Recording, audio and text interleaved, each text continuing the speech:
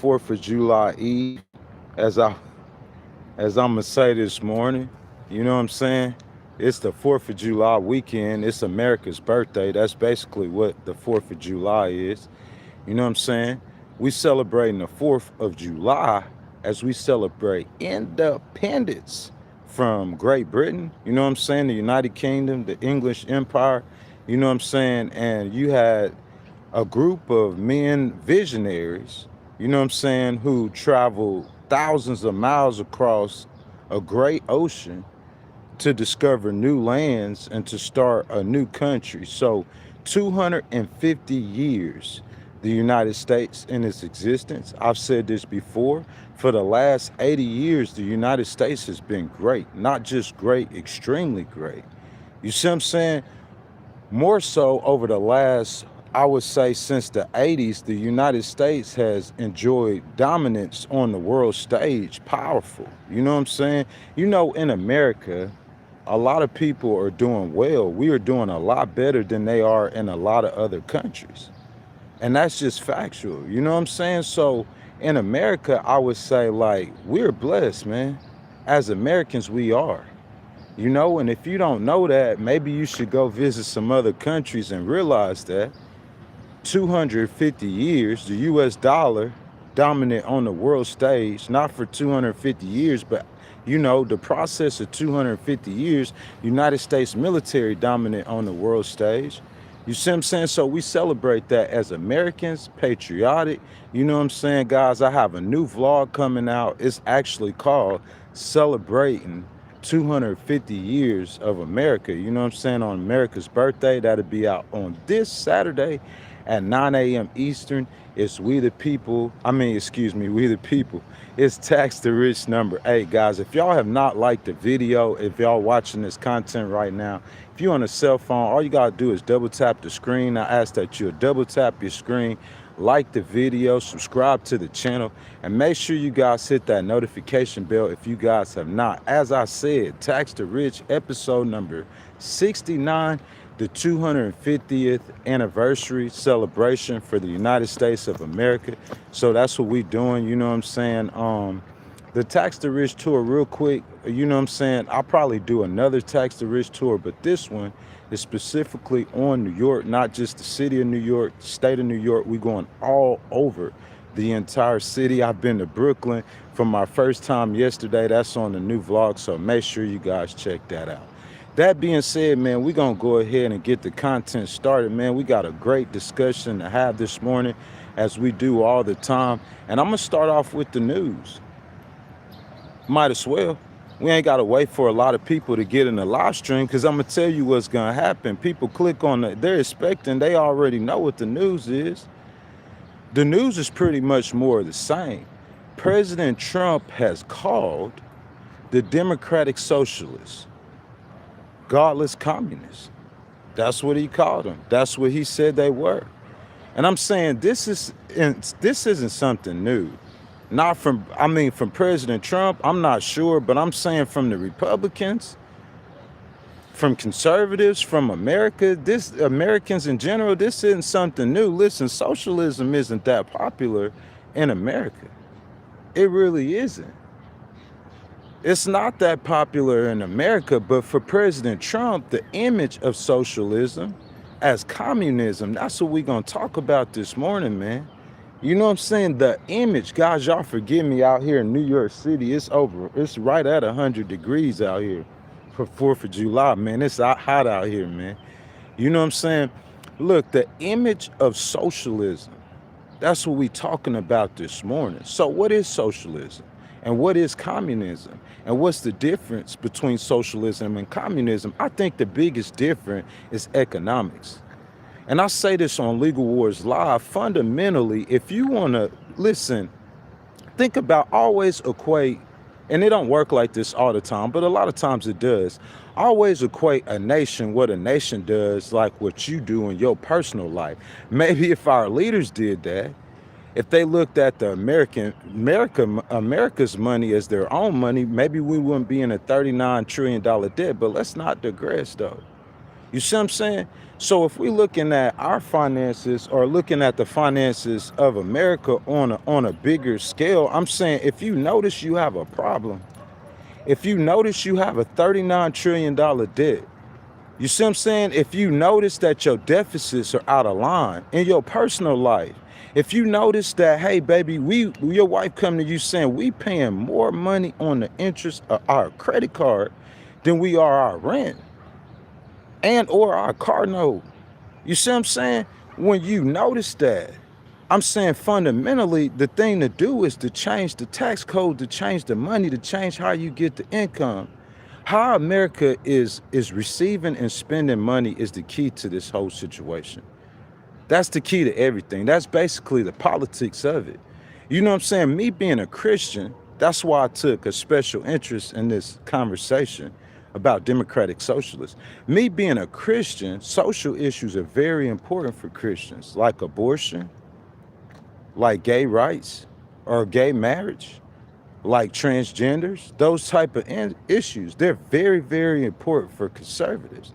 You see what I'm saying? So listen, before we get in, I don't want to jump conversations though. We're going to stick on the tax codes and the money, even though social issues are important for conservatives. I'm saying you're going to define the system by the way you guys get the money. You know what I'm saying? The way we gonna define capitalism, the way we gonna define communism, and the way we gonna define socialism. See, President Trump and the Republicans will want you to believe, or they will lead you to believe that socialism and communism is the same thing, but that is not the facts. That's not the truth. Socialism and communism is not the same. You see what I'm saying? They are not the same at all, not whatsoever. And let's discuss a little bit of it first. So let's look at, and we talking about the economic systems. You could find other things to where you take socialism and communism and you would put them together, or you would separate them. We talking about economics this morning, because that's the biggest difference in how we're gonna understand and separate capitalism, socialism, and communism. Because the economics, it ties in with the government and how they doing business. Let me get started. The ultimate vision of communism envisions a stateless, classless, and moneyless society where all property is communally owned and goods are distributed based on individual need. Let me explain that for you a little bit better. Let me take you back to an old view of communism and what it's supposed to do for your society. Basically, people say that communism is bad, and I'm not going to say that communism is good, but I will tell you one thing for certain and two things for sure, that communism probably hasn't got a fair shake because the people who ran the system have been inherently evil or inherently wicked. You see what I'm saying? But in communism, what they believe is that everybody is a community.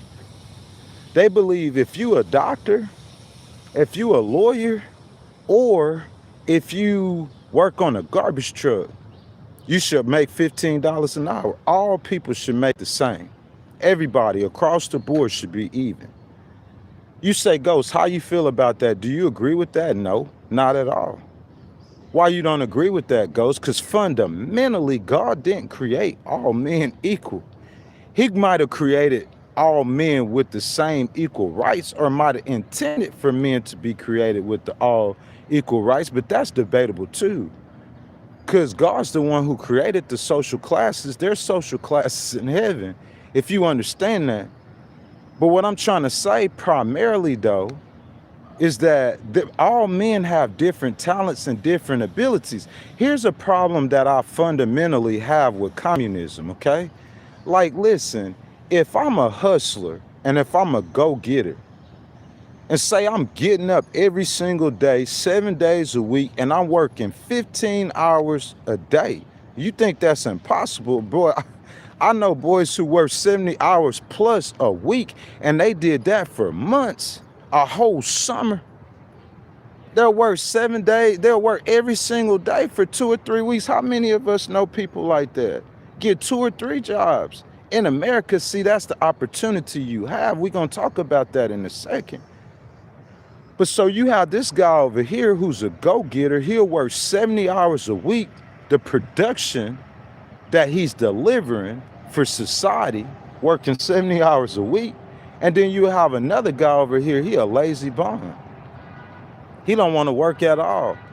Or if they make him work, he'll work 20 hours a week and that's it. You see what I'm saying? If this guy is smarter, if this guy, he's more disciplined, if this guy, he hustles harder and he gets the money, you see what I'm saying? Like, you can't make all people equal financially. It's just not going to work out. That's the fatal flaw with communism. It's not going to work out. God gave people different talents and different abilities. Elon Musk, imagine y'all, Elon Musk, I'm saying listen, before I get to that, you're driving out creativity and you driving out innovation by trying to make everyone equal. Everyone cannot be equal financially within the society. And I'm saying fundamentally, in my opinion, that's the fundamental flaw with a communist society. Is communism, they believe everyone should be equal. Communism believes in community on steroids. It's too much community. You see what I'm saying? And we're going to go over that because to me, the word is community. That's the word. And communism, listen, another thing is you're not really an individual or have individual rights in communism as well. It's more about the group or the whole. In communism, it's all about the whole. And I mean, it seems noble and it seems, you know what I'm saying? I guess it seems like it's the right thing to do. Hey, we looking out for our society, every member of our society. But what about the drug dealers, or what about the drug addicts in your society who don't want to work? That's what I'm trying to tell you. I believe in a communist system. We all working at the post office in a communist system. And I'm saying we all working at the post office, and I'm working. Y'all know jobs like this. Y'all got jobs like this. I'm working 5 times harder than this dude over here. We getting paid the same amount. I can't get no raise. Promotions come from the government. Government control over industries. That's what communism is. Guys, for a lot of y'all just now coming into the stream, I invite y'all to like the video if you guys haven't already. You know what I'm saying? Subscribe to the channel. Make sure y'all hit the notification bell. Jump down there in the comments. Republicans, Independents, and Democrats. President Trump said that Democratic Socialists are godless communists. And that's what we're talking about this morning. What is a communist? So I'm saying, if you're looking at Zoran Mondami and you saying Zoran is a godless communist, so Zoran believes that everybody in America should make the same amount of money. Is that what Zoran believes? What is a communist? You cannot take communism and socialism and capitalism and make them all the same thing, because they're not all the same thing. They're 3 completely separate, different things. You can't take socialism and communism and make them the same. They're not the same. A lot of times they might be synonymous, but they're not the same. Because the difference is a socialist or socialism focuses more on reducing economic equality. That's the difference. So you're going to look at communism and you're going to say communism is inherently evil. I'm saying, listen, if you, maybe the idea that we're going to make everything equal, it's going to be all about community and kumbaya. Maybe if you were creating robots in a system where it's a bunch of robots, I'm saying that'll work, but God didn't create us all equal with equal talents and equal abilities, equal work ethics. So you should get rewarded. I believe a man should be rewarded for his effort and his work. I believe in that. A man should be rewarded for his hustle. You see what I'm saying? I'm saying as a small business owner, if I got the discipline to not go to the clubs, not go to parties, not be trying to holler at females, and to stay focused and do all the legal documents in my cases, and doing so, I become ultra successful. And if I was the same, I ain't gonna compare myself to no one else. But if I was that person in my 20s, I couldn't accomplish that because I couldn't stay focused. I was too worried about a female. I was too worried about a club. I was too worried about a party. I was too worried about a rap song. I was too worried about getting high. So I'm saying, looking at my 20-year-old self and looking at my 40-year-old self, I ain't got to compare myself with two different people. It's no way that you could pay everybody the same amount of money because they're not equal in skill set and work ability. That's the fundamental flaw in communism. Just the idea of community. You see what I'm saying? Because we finna get to socialism, the idea of community. There's nothing wrong with the idea of community. We do that with capitalism. We believe in strong communities with capitalism, don't we? You see what I'm saying? But I'm saying in communism, they take it too far. Socialism focuses more on reducing economic equality. There's nothing wrong with that. And you're going to find out real soon with the American people that a lot has changed in the world. A lot has changed in the world since the days of the Soviet Socialist Republic. A lot has changed in the world since the days when China first embraced communism. A lot has changed in the world since North Korea, and with Iran, we know we ain't got to get in the conversation. A lot has changed in the world. And we're not going to talk about capitalism just yet. We started with communism, but just to say this real quick, this capitalistic system is not working for a lot of Americans.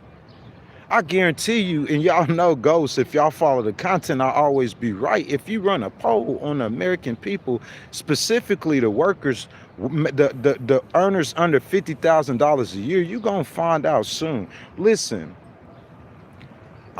most of the workers making under $50,000 a year, they was attaching or they was running to President Obama and the Democrats, lower working class or the working class, and they run into the Democrats or President Obama because the people making $50,000 or less a year, they are dependent on assistance, some sort of assistance from the government. The vast majority of people making $50,000 or less per year are dependent on some sort of assistance from the government. If they have children, you almost guarantee that if they are females, you almost guarantee. I'm saying they got Obamacare, right? They got some sort of assistance from the government. You got to focus on that. So what I'm saying is those people making less than $50,000 a year, I'm saying they was with the Democrats, but they're fed up with the Democrats. They went to the Republicans and they see that they should have stayed over there with the Democrats. They're going to be looking for a party to go to. If you make under $50,000 a year, if you struggling, if you having a hard time, you believe in economic equality and you will vote accordingly. Socialism allows for personal property and compensates individuals based on their contribution to the economy. That's what we were talking about earlier. That's the difference between socialism and communism. You see what I'm saying? Communism, they're not gonna reward you based on your contribution to society. They believe that the garbage man and the pilot, if the rate is $20 an hour, they believe the garbage man and the pilot should make $20 an hour. That's how communists believe. That's how they live. You see what I'm saying? If you look at the USSR, if you look at Russia and you look at China, they're not pure communist nations. North Korea is a pure communist state. They still in the dark ages. They still in blackness and darkness. But I'm saying Russia has a form of not what I call socialism. I'm saying, you think Putin believes in economic equality? You think Putin believes in that? I'm saying, real talk, you believe that Vladimir Putin believes in leveling out the playing field for poor Russians? Hey, look, I'm not too into the economic situation that's happening in Russia, but I just wouldn't look at Vladimir or just see Vladimir. I wouldn't see Xi, or I wouldn't really see any communist country really concerned with the poor. That's what I'm saying. Inherently, the idea is pure. We're gonna make sure everybody is taken care of. Everybody's getting their fair share. Everybody's getting equal amount. The idea is pure, but inherently, communism has failed across America. And inherently, communism has been viewed as evil. But let me explain something to you. If you look at China's system, China really is democratic socialist.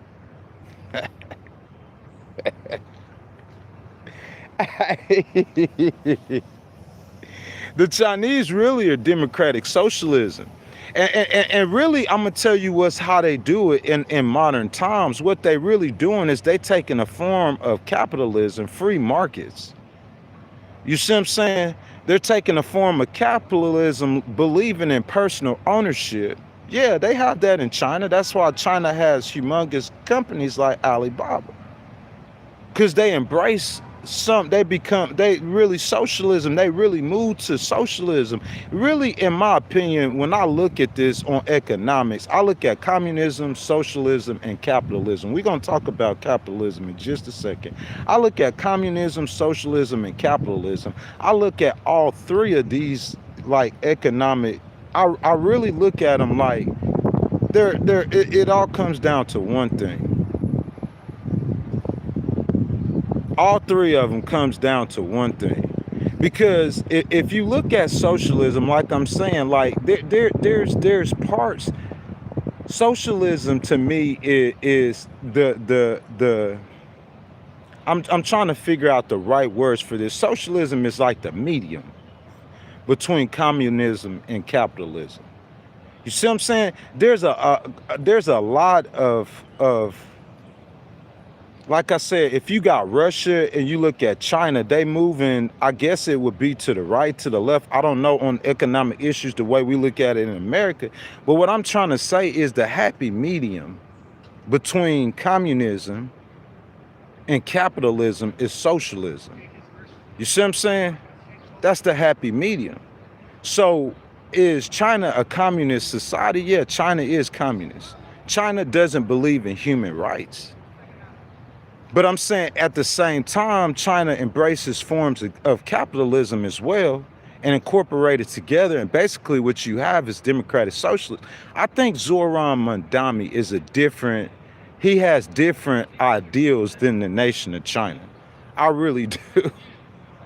You see what I'm saying? Listen, we looking at China and China's execution of democratic socialism. Let's do that for a second.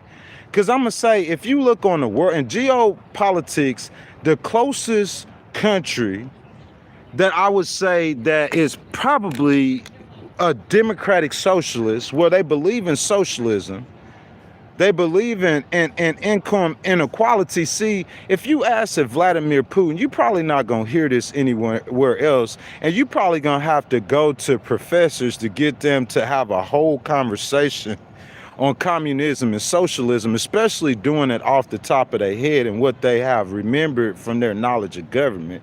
You know what I'm saying? Not even really researching. But I'm saying if you looking at the difference, I'm just saying over the years, over the past, back in the 50s or the 60s, yeah, let's completely be against communism. It doesn't work. It won't work today, by the way. But talking about socialism though, and we looking at socialism like a bad word, we looking at socialism like communism. But I'm saying if we stop and we just take a second and we put the United States capitalistic society, because we hadn't started talking about capitalism either, because capitalism is inherently evil as well. Capitalism might be more evil than communism, because of the greed that is associated with capitalism. We haven't got to capitalism yet.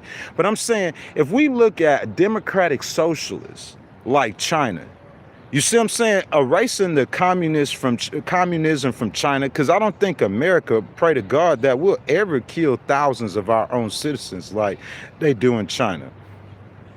But I'm saying, staying on the economics, if we look at economics alone, you look at the United States over the last 20 years and how their economy has fared, and look at China's over the last 20 years. Chinese brought over 300 million people out of poverty.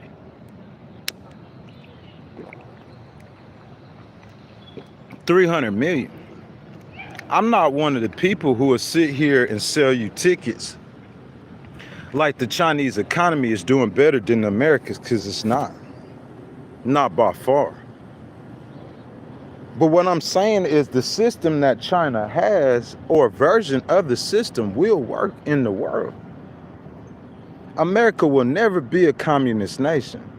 I don't think Zoran Mandami, I don't think a Democratic Socialist will ever come to America and make America be what China is, or make America be what Russia is. I don't think that'll ever happen. I don't know if that's their goal, but let's talk about income inequality.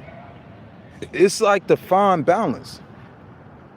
You see what I'm saying? Sure, a doctor shouldn't make the same thing as a garbage man, and the person who works in McDonald's shouldn't make the same thing as a pilot. But I'm saying there is a fine balance. You do have to have a fine balance, because on paper we look at communism, and communism sounds like a great idea. Everyone, you know what I'm saying, having a fair shot at be equal, no one's starving. But the application of communism with human beings, communism in practice, it becomes inherently evil. A lot of places for corruption. We look at capitalism. Capitalism on paper, I'm saying, even on paper, in my opinion, capitalism, the thought that you allow one man to have $1 trillion, there should be a cap on his wealth. There should be a cap on the amount of money that we allow one man to get. That's just facts. I don't care what y'all say. Elon having $1.1 trillion, and I'm not hating on Elon. If any one of those rich people that you would want to get it, you would want Elon to do it, because Elon's the one who's innovating. SpaceX, you know what I'm saying? Tesla, he's the one that's innovating. But what I'm saying is $1 trillion is too much. That's when you need to sprinkle in a little socialism. Not too much socialism, never any communism. But that's when you need to listen. It's okay for the government. Listen, in communists, they halfway believe, they don't really believe in the centralized government. But they have centralized governments, but they say they believe in community, and the community, yeah, rah. I'm saying in socialism, they believe in a centralized government. Yeah. So I'm saying, like, in my opinion, I don't know, we'll just have to find out. The American people are looking at this system and they saying we need change. The American people have been saying that we need a change since Barack Obama. If you don't believe that, that's factual. Since Barack Obama has been president, the American people have been wanting change. They vote Republican, they vote Democrat, and I'm saying they keep doing the same thing. And those people who are struggling in the United States, this is going to become a bigger problem over the years. When artificial intelligence and when humanoids begin taking people's job, and your unemployment rate, even though the stock market through the roof, even though other financial indicators, the rich people are doing really well. When you have humanoids that could perform basic human tasks, and you don't need as big of a workforce, you're going to look at 10 and 15% unemployment. I'm saying at times like this, you're going to have a form of socialism. As the world, as the people in America struggle harder and harder, the cries for change are going to become louder and louder, and the people are going to want something besides a system of capitalism that allows a man to become filthy rich and that poo-poos on the rest of his society. Bro, it's inherently evil. Listen, for President Trump to say that Democratic Socialists are godless communists, then what do you call God? Listen to this. Or what do you call the Jews in the Old Testament? Or what do you call Jesus in the New Testament feeding the poor? Is that socialism? You calling Jesus or God a communist? Because I'm saying for you to have responsibility in your community, or for you to care about the other members of your community, or caring about the community in general, I'm saying that's something Jesus told us to do. So I'm saying maybe the execution of socialism, you might find some problems in the execution, but the thought of me having personal responsibility, the thought of me caring about the poor, the thought of me wanting to help my fellow human or American, that's all a democratic socialist, that's all it's about. Is income inequality. Things are not equal. They're not fair. You think that listen, this is what I'm saying. You think that Jeff Bezos, he outworks every American. I know men who work, brother. You can't work no harder. You could work as hard, but you cannot work no harder. He just didn't have the opportunity Jeff Bezos had. And capitalism, a lot of it's greed. You got a lot of luck. You got a lot of corruption. You see what I'm saying? You have a lot of bad things that's associated with capitalism as well. But I'm saying one thing different about capitalism and communism. I'm not talking about the execution of it now. I'm talking about the ideals. The ideals in communism is that, hey, if we got 10 people over there that's hungry and that's not eating, and you have this one man right here who's got all this money, the difference in communism is that man is going to help those people who are not eating and that's hungry. That's the difference in communism. In capitalism, it's okay to let people starve. Think about that. In a capitalistic society, it's okay to let them starve. It's inherently evil. It's gonna fall down. You got a $39 trillion debt. Not trying to collect no taxes from, you ain't trying to collect no taxes from trillionaires and billionaires wanting to give them tax cuts. The fact that you said Zohran Mamdani, who's the first Muslim American mayor of New York City, is godless, but he's a Muslim. I'm saying, I don't know, man. I just, it's hard for me. I can't, in 2026, I think the American people, it's a harder sell to the American people that Democratic Socialists are godless communists. This ain't World War, after World War I, this ain't after World War II. The American people looking for change, they're looking for something different. It's a harder sell to the American people. The American people ain't buying it. And that's what, listen, if you want to President Trump, if you want to give someone credit for the rise of the Democratic Socialists, you should give yourself a lot of credit. Because I'm saying, if President Trump or the Democrats, the Republicans or the Democrats, if y'all were correctly listening to the American people and addressing their needs, then the American people would never be looking for. But they are looking for something else. They're looking for different. They're looking for new. You see what I'm saying?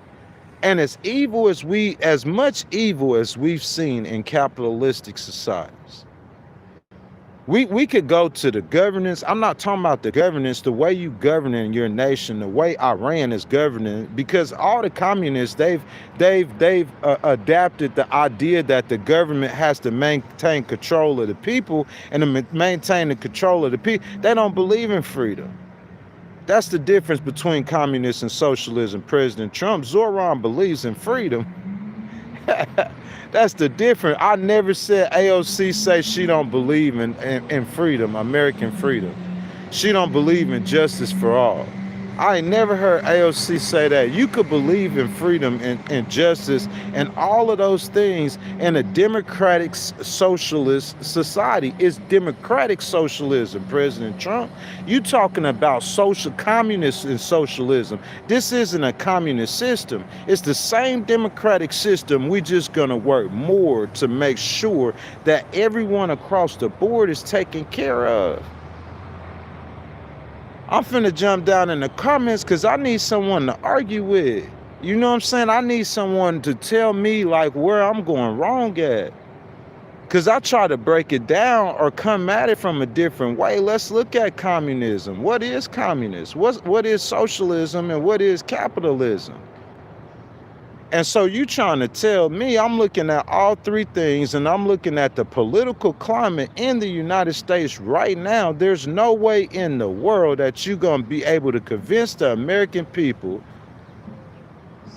Because I'm saying this is how it's going to get to. This is what it's getting to. You got to look at it like this. So in 2008, in 2005, I was 25 years old. I'm told my whole life that the United States will never elect a black man for president.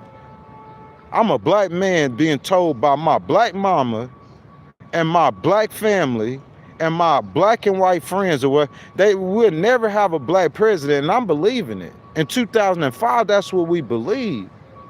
But I'm saying due to these politicians ignoring the American people, it's not just the Democrats.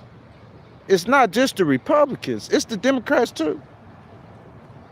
The Democrats ignoring the American people. That's why the Democratic Socialists trying to take over their party. They having a fight and a struggle too. It's the whole establishment. Due to the establishment ignoring the American people, hey, they went off and voted for their first black man. You would never think somebody like President Trump would ever get elected president. A businessman who had filed a bunch of bankruptcies, been married a few times, had a bunch of controversy in his past. You don't never think America would elect him president, but they did. They won't change. That's what I'm trying to tell you. It's a tougher sell to the American people in 2026 to tell me that Zoran Mandami is a godless communist. The American people, they don't believe that. And I'm saying, even if they did believe that, this is what I want to tell you. This is what I want you to focus on mostly, to me, okay? I'm saying, listen, even if they believe he's a godless communist, okay? I'm saying, do they care? Because I'm saying you could get charged with 34 felonies. The American people could watch you on TV saying, hey, we need to take over the government, and then watch what happened in D.C. on January 6th. I'm saying the American people could personally see it, and they'll still vote for you again. I'm saying you in the Oval Office could have oral relations with a woman 30 years younger than you in the Oval Office, and the American people will still support you. We see that with Bill Clinton.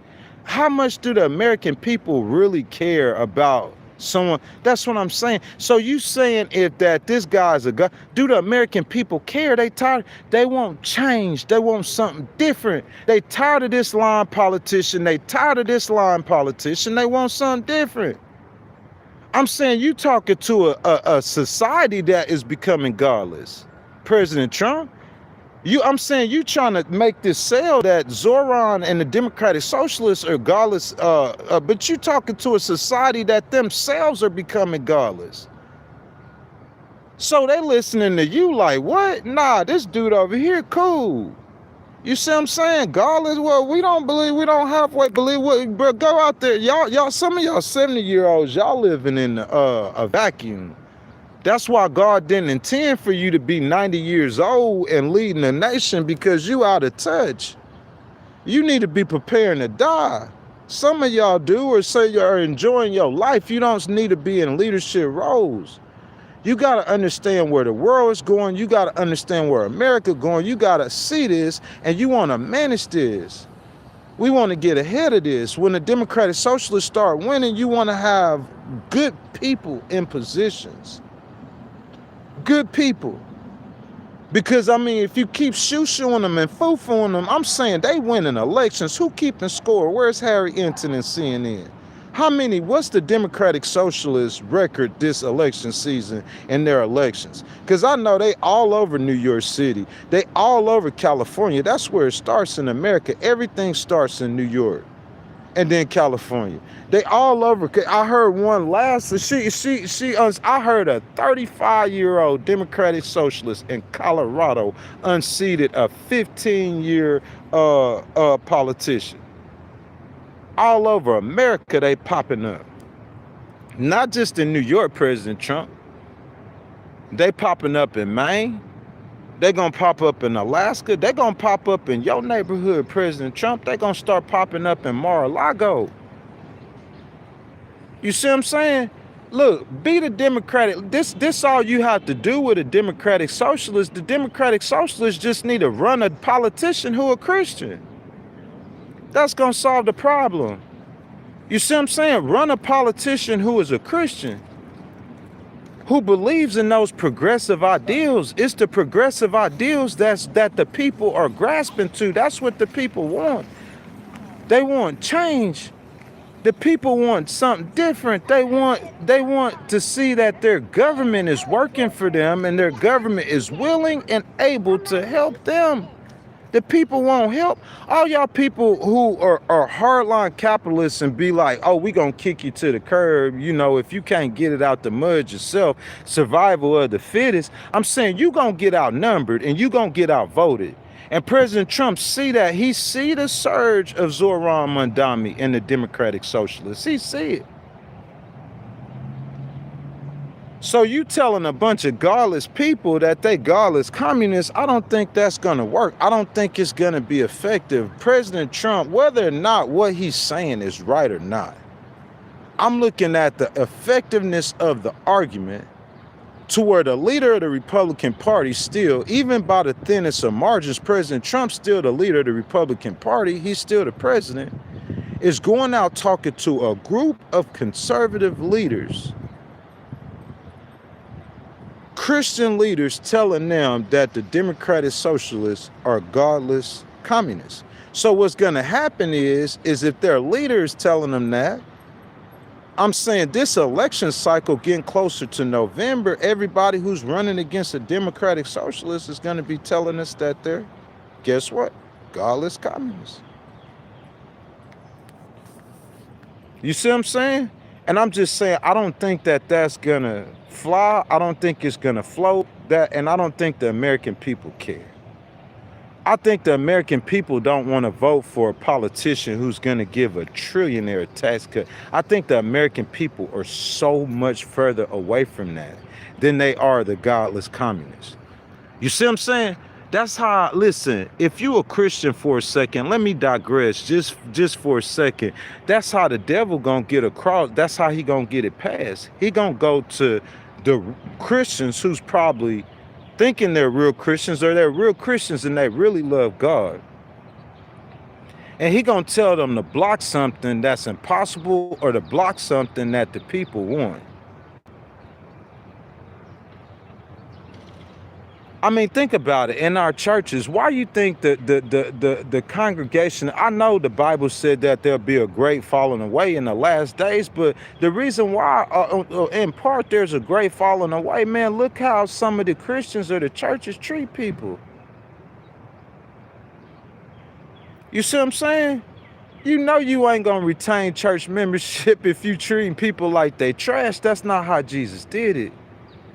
And I'm saying the same thing with for the Republicans. Mike Johnson, I know you will listen, my brother. I'm saying, like, I think you guys, if you're going against a Democratic Socialist, you need to frame that conversation differently. Because even if you get the hardline Christians to fall in line, you don't have enough people to beat Zoran.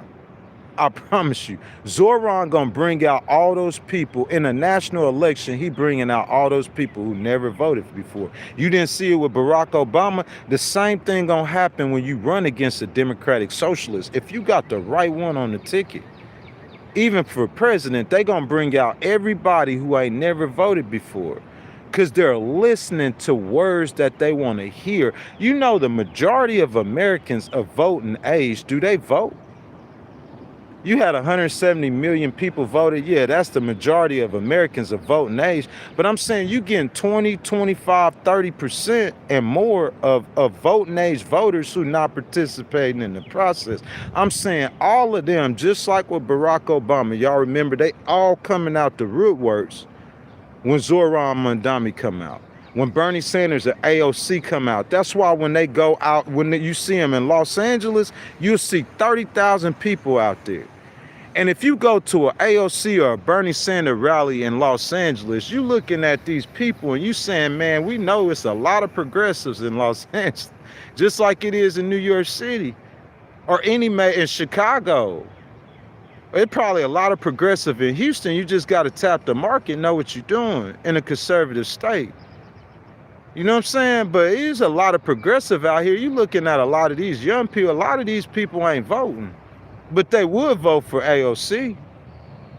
A lot of these people at Bernie Sanders rally ain't voting, but if Bernie ran for president, they gonna vote for him. A lot of them are voting. A whole lot of them are voting. Most of them are voting. But I'm saying a lot of them aren't voting. You gonna get President Trump got a lot of people who never voted before. Just the kind of person he was, he seemed like he wasn't a regular politician. He was kind of unpolished. He had a lot of fans, a lot of people who never really was in politics. He got them into politics. That's what I'm saying. Zoran's going to do that kind of thing. Obama's going to do that kind of thing. I got family members, they only voted once or twice in their whole life. And the once or twice that they only voted was for Barack Obama. They never voted again. They'll never vote again probably until you get another progressive Democratic Socialist who comes out and who inspires the people, who gives the people hope. You're not going to give the people hope. Central Park, y'all, July the 3rd, day before the 4th of July. I'm going to take a second because I want y'all to hear this.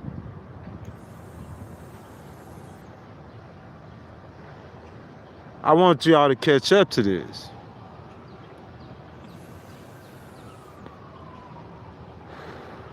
You're not going to give the people hope. You're not going to inspire the masses by telling them to go get a job. You're not even going to get elected. If you are a Republican candidate and you preaching that capitalism and that personal responsibility stuff, and you standing up in 2026 now, we're not talking about the 80s, we're not talking about the 60s or the 50s when America was fighting against socialism and communism. We're talking about in 2026. Because you saying that the communism is they godless communists. Why you best friends with Putin and Xi? I know why you are President Trump. The American people might not know that. They godless communists for real. I don't know about Zoran not being a godless communist or AOC or Bernie Sanders. You telling me all those people, Democratic progressives, you telling me ain't one of them believe in God? All those Democratic progressives across America, all of them regardless. I don't think the American people gonna buy it. And the young American people definitely not gonna buy it because they don't care because they godless themselves.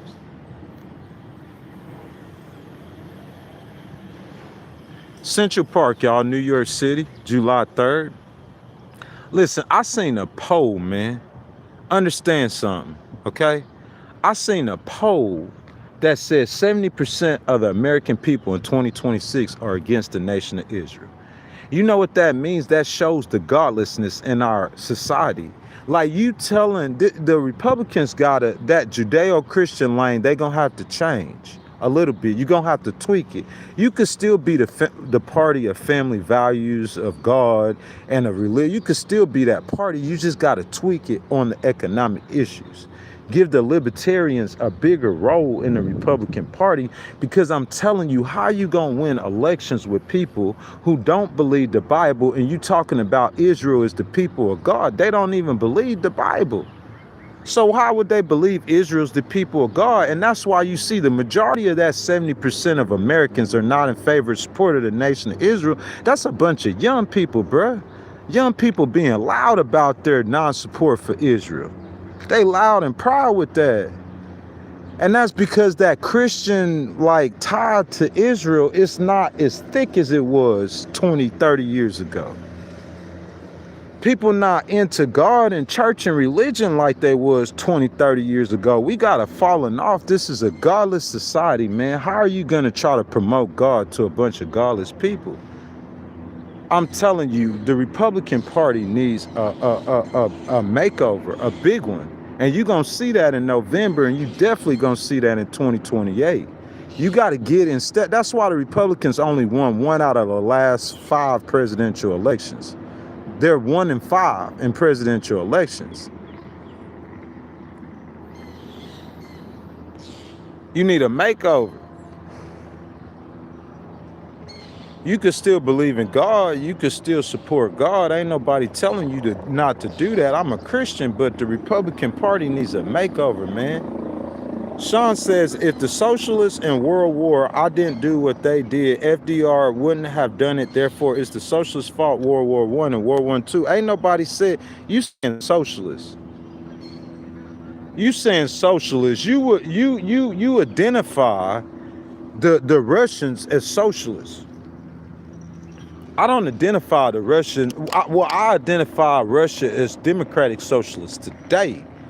But in World War I and World War II, I didn't identify the Russians as socialists. We identified them as commies. They were communists. When the Chinese, the Democratic Republic of China, if you want to talk about socialism, talk about China. China wasn't involved in World War I or World War II to a large part, were they? I'm talk about China. That's democratic socialist. Listen, China's version of socialism, I don't embrace it either, because Chia killed millions of thousands of his people too. But I'm saying, if you want to, Zoran's version of socialism is gonna be way better than China's. And what I'm saying is that democratic socialism has worked the best.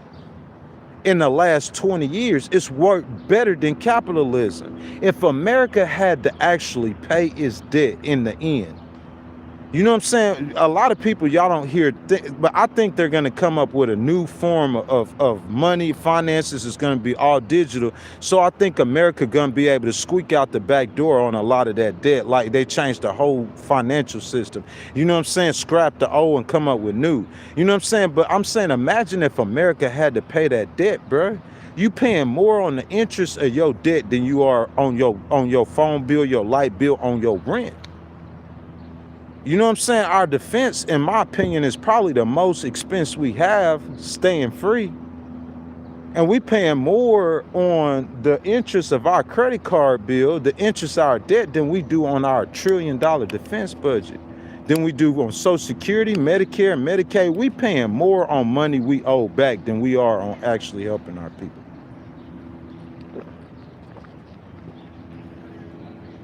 If that was your personal life, that would be a problem. How do you fix that? That's what I'm saying. You saying World War I and World War II, this isn't the same world as it was in the 30s and 40s. This isn't the same world as it was in the 20s. I know you see that. I know you realize that it's a whole different world. It's not the same world. So when you say socialist, nah, that probably wasn't socialist in World War I and World War II. That probably was communist. That wasn't socialist. When you look at socialists, like I said, the Democratic Republic of China is a socialist country. China brought 300 million of their own, 300 million plus, 400 million almost or more of their own people out of poverty. They did it in front of the whole world. Over the last 50 years, while America has been dominating the world with their capitalism, nothing wrong with that. I'm not against capitalism. And you've had, good morning, Red G, good morning, my brother, good morning. And you've had thousands, millions of Americans have died of starvation. Yeah, people die of starvation, not to that extent. You saying millions of Americans are dying of starvation, ghosts are crazy. Yeah, Americans die of starvation too. Americans go hungry too. You talking about over 40 or 50 years, we just might not report it or talk about it, but Americans are dying too. They're hungry, they need help too. And I'm saying, why thousands, tens of thousands, hundreds of thousands of America, I'm saying China been lifting people out of poverty. It ain't nothing wrong with America or America's system. I started out the live stream telling you that the Americans are the richest nation in the world. Red G, we got more money than any other nation. We got more resources. Look, I needed some help. I'm a disabled veteran. I'm on a supplemental income. Rent here in New York City is about $3,000 a month. Where I'm staying on the Upper West Side, I can't afford to pay that. I don't even make that in a month. I make half of that. You see what I'm saying? And what I'm getting in my supplemental income, I'm not talking about from my business, my cases, but I only get paid off of them every 6 months or a year. You see what I'm saying? So I'm saying, your boy Ghostwriter, man, I needed some help. Look, when I knew I needed some help, I went to the city because I know the city got more resources. America has more resources to help the poor than China does. So why we have so many people living in starvation? Why we have so many people struggling? You see what I'm saying? Why we have so many, we got the money. There's no need in that. Because in America and capitalism, they'll let you slide without having personal responsibility. It's okay to not have personal responsibility when we're talking about capitalism in America. I'm not saying it's really okay, but I'm saying, like, I mean, you see a homeless person, it's homeless people all over America. We just say, hey, they on drugs or they got a disability, and we just walk by and leave them sitting there. You see what I'm saying? In a socialist society, that wouldn't happen. That wouldn't work. That's why socialism gonna beat you in the end. You got a listen to what I'm saying. What I'm saying right here is very vital. I'm gonna get back in the comments, okay? You got a capitalistic society and you got a socialist society. In capitalism, you could see 30 homeless people a day be worth $1 billion and don't have to give them nothing. And you won't go to jail, and we still look at you like you cool and everybody loves you, even though you worth $1 billion and you walking by 1,000 homeless person a day and not giving them a penny. You could do that in a capitalistic society and everybody still loves you and you still a champion or a hero. That's not gonna work in socialism. If you worth that much money in socialism, they gonna come get some of that money from you and go. They believe in helping the poor. That's the difference. All the people making less than $50,000 a year, you're going to see a line as long as this fence right there. Y'all see that little fence right there? Y'all see how, that's how that line's going to look for those people making under $50,000 a year. They're going to be up there voting for Zoran because Zoran giving them hope. He's offering them hope. You know, if you feed a dog, you know that dog will love you. He'll never leave you if as long as you ain't abusive to him. Red G. If you feed a dog, if you feed a human, it's the same thing. They're gonna have gratitude to you. You know why you love your mama and daddy so much? Because they fed you 3 meals a day or however many a day, every single day. You see what I'm saying? The government, it's the government's responsibility. It's our personal responsibility. In capitalism, we don't teach personal responsibility to go help people or help the people. We just don't do that. But in socialism, they do. So that's what I'm saying. All the people who are hurting, all the people who are down bad, all the people who make less than $50,000 a year, what I'm trying to say is those people are going to be in line just like Barack Obama, but times 2.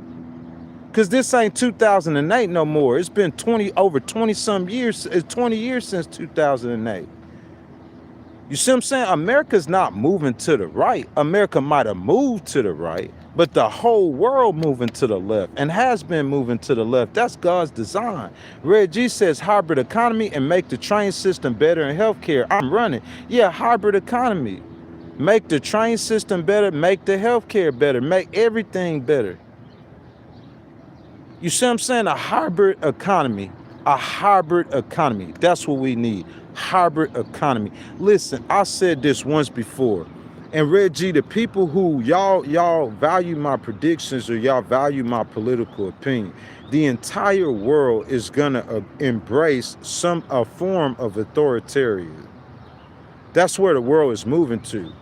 The whole world.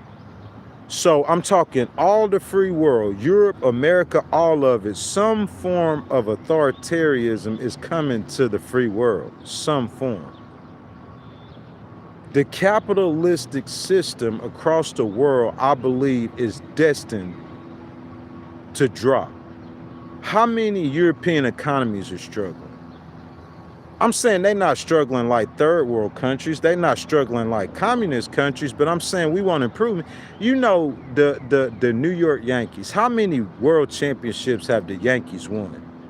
You think they won over 10 championships in 100 years? I'm just talking, okay? But they've won a percentage of all the world championships in baseball the Yankees have. You think they should be satisfied with all the winning that they have done, but it's not like that when you're in a winning society. They want to keep winning. Just like the rich people want to keep getting richer, well, it's the same thing. This capitalistic society, I'm saying the governments want to keep winning. The governments of the world who embrace capitalism, they've won for decades. They've won for almost a whole century, if not a whole century or more. They want to keep winning. Europe is not satisfied with, the United Kingdom, England's not satisfied with their economy. They're not broke in England. They have problems, but they're not broke. Like a third world country like Haiti, we look at broke, poor. Nah, it's not going, but they want to keep winning. So you got to tweak it. And what Red G says make a whole lot of sense, bro. You need a hybrid economy, just like China do. You need a degree of socialism. You leaving those homeless people on your streets unfed is how your system gonna come crashing down. It's the ones that don't have a voice and don't have no money that's gonna bring your system down. I know what I'm talking about. Look at, I'm saying over the course or over the period of time throughout the entire world, you see what I'm saying? That's what has happened. You got to rise up. Listen, think about this. I want you to get in your mind. You got actually 1,000 billionaires in America. 1,000, like 1,000. You got 340 million people. You understand that? Look at the millionaires. Let's take the billionaires and the millionaires. If you got 1,000 millionaires, I should research this. How many 1,000 billionaires? How many millionaires in America? You see what I'm saying? It's less than 1,000 billionaires in America. I think it's 700 and something, if I'm not mistaken. By the way, over 123 of them, 24 of them live in New York. But I think it's 700 something, 800 billionaires in America. You see what I'm saying? 800 compared to 340 million people. You got to think about that. If you look at the people with millions of dollars, the vast majority of Americans, we talking 70% of Americans don't make $200,000 a year. 70%. You hear me? 70% of Americans. That's the vast majority. That's everybody. Pretty much, that's almost everybody. And like I said, depending, if you make $200,000 a year in Mississippi, Alabama, West Virginia, and you got a family, you probably doing okay. You're not hurting. But you making $200,000 a year in Connecticut with a family, bro, that ain't no money at all. You might as well be making $50,000 a year in Mississippi with a wife and 2 kids. You struggling. You see what I'm saying? I'm saying, look, it's not going to hold up for the Republicans. The majority of Americans are struggling. They want change. They tired of foreign wars. President Trump, make America great again. They like, nah, this not it. He's still fighting these wars. You could say that they are godless communists all you want to, but that's not going to work. It's not going to work. We need a hybrid system.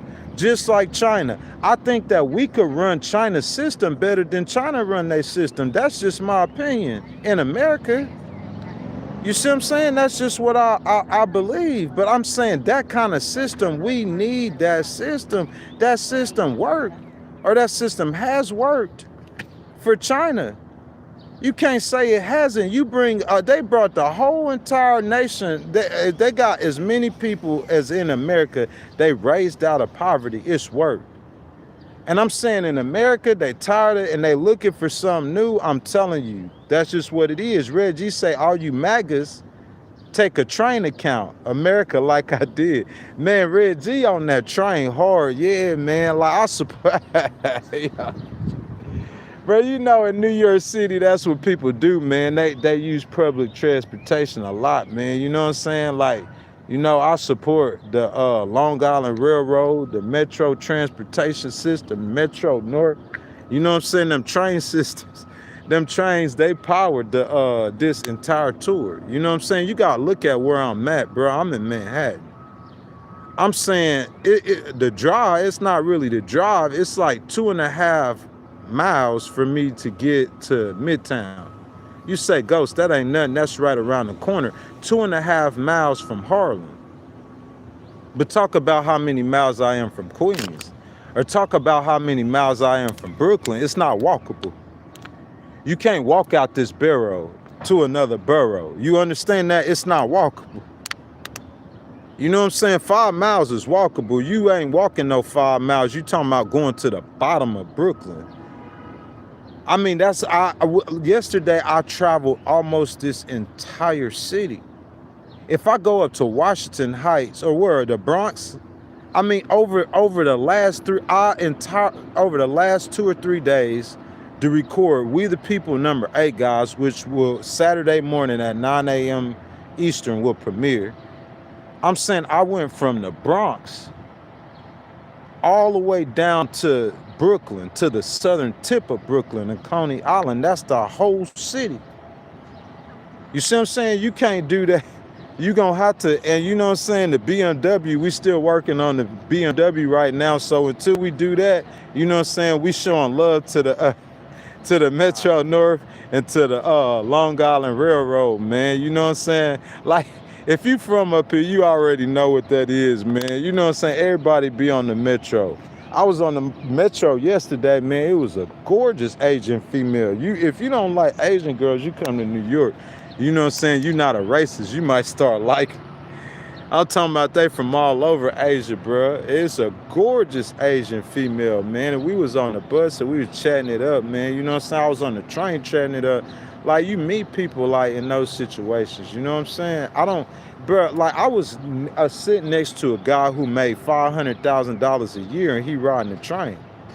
He don't want to drive his Ferrari down into middle of Midtown or the lower Manhattan. You know what I'm saying? Have to pay for parking, get your car scratched, get your car towed. You got to be like academics worth millions and have security and all this other stuff. And he probably ain't even, I don't see him in New York City. Academics live right across there in New Jersey. I don't never see that boy in New York City. We be all over this city. I do. You know what I'm saying? I lived in Jamaica for 3 weeks. You know what I'm saying? I wanted to go to Bedford-Stuy in Brooklyn, man. Showing love to the ghettos, showing love to all the people, man. You know what I'm saying? I'm up here on the Upper West Side. I'm talking about the most expensive neighborhoods in New York City. I lived pretty much in their neighborhoods almost. Or if I haven't, I will. I lived in Jamaica too, the whole city, man. The Bronx. The only borough I haven't been to yet is Staten Island, but y'all could look forward to that. I'm saying, like, you think about the spots. If y'all not from if y'all come to New York City, you ain't from New York City, all you know is Midtown. Times Square, probably Manhattan. You think about the spots in New York. You talking about Coney Island. You talk about Rockaway. I'm going to talk about the beaches because I'm from the South by the water. So I'm going to know where all your beaches is. I don't care where you at. I'm going to know where your beaches is. So you talk about Rockaway. You talk about Coney Island, Madison Square Garden, Empire State Building, all the stuff in Manhattan. I'm thinking about the stuff outside of Manhattan. Jamaica, you know what I'm saying, in Queens. You got Woodside, Queens. You got Flushing, Queens. And Flushing, Queens, they say it's like one of the most diverse neighborhoods or blocks in America. I'm talking about all these places. The Bronx. Let's talk about the Bronx. You got the South Bronx. You know what I'm saying? It's like a jungle. I'm talking about the whole city, man. We the People 10, man. I brought content from the whole city. The only borough I ain't been to is Staten Island. That's it. The whole entire city. The entire city, man. Yeah. So, yeah, Red G, I said all that to say, yeah, the train is powering this tour. I'm on the Upper West Side. How I'm going to get to Brooklyn, how I'm going to get to the Bronx. You know what I'm saying? I went to 3 boroughs in the next vlog. We went to the Bronx. To still, you still, like I said, the Midtown still 2.5 hours. I mean 2.5 miles from me. We went to the Bronx, we went to Midtown, and we went to Brooklyn. And you talking about Coney Island? That's probably 50 miles from me. That's what you don't understand. That train ride was 2 hours. And it stayed right in the city of New York from Manhattan. We rode the subway. I don't never ride the subway, not hating on MTA or nothing like that, but I be on that Metro North. Like, I stay on that train above ground, man. But yeah, the train is my mode of transit. It's been for a long time. Back then, bro, I was riding the Amtrak from Florida through Florida from North Carolina whenever I was in the military. The train has been my mode of transportation for a long time. Public transportation. You know what I'm saying? I hop on the bus, but it ain't the same as you getting that action in on the train, man. If you guys haven't liked the video, y'all double tap the screen for me. Subscribe to the channel. Hit that notification bell. It's more personal, I would say, on the bus. You know what I'm saying? Or maybe on the subway. You know what I'm saying? But I like getting on that cart and, you know what I'm saying, no girls, nobody around. Like getting on that car and like having like that whole car, that whole section of myself. Real talk though. Cause like when you traveling, you don't understand when I'm traveling, like it's like when I'm walking in certain situations, my mind is so stimulated. You see what I'm saying? I edited We the People #8. The whole vlog besides that Brooklyn part, I edit that whole vlog on the train ride to Brooklyn. Yeah, bro, I get mad inspirational when I be traveling. You know what I'm saying? You traveling any kind of distance that's not like, you know what I'm saying, going a few blocks in New York City. Them 40 blocks in New York City, it'll take you 20 minutes to travel it, 30 minutes in the car. 40 blocks, yeah, it's gonna take you an hour on the bus. You talking about in New York City, 40 city blocks? So that 2.5 miles in Manhattan to you in the country where I'm from is nothing. You drive 7 miles to a whole different city. It's not really country, you know what I'm saying? 500,000 people on the Mississippi Gulf Coast in the metro area, 3 coastal counties. I'm saying I could travel from, you know what I'm saying, my home or my former home in Ocean Springs, Mississippi to the neighboring city in Biloxi. It's 7 miles. I could do it, traffic and everything, 15 minutes. You 7 miles in New York City, you better know the right roads, and you better be traveling at the right time, because if you don't, them 7 miles will take you a whole long time to travel it. If you guys have not liked the video, I ask that y'all like the video, subscribe to the channel, hit that notification bell, bro. The last 2 days I got in at 12 o'clock a.m.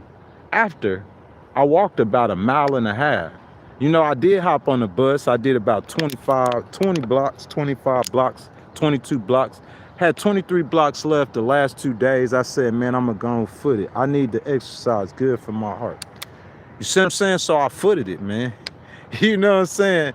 It's 12 o'clock in the morning, bro. I got to get up. You know, in New York City, it ain't usually this hot. Next week, it's going to be 80 degrees. I'm not really complaining about being 100 degrees. You probably rather be 100 degrees than -10 degrees on some days. At least me, because I'm from the South. But I'm saying New York City right now, it's really extremely hot. It's 100 degrees. I'm drenched in sweat. It's 12 o'clock in the morning, and I'm up at 5 or 6 a.m. to do this live stream with you guys. Every morning. And I'm doing legal documents. I'm doing casework as well.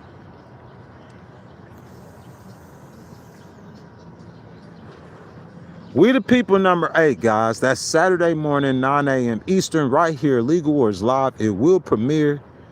5-minute vlog, video, documentary, whatever you call it, celebrating 250 years of the United States of America.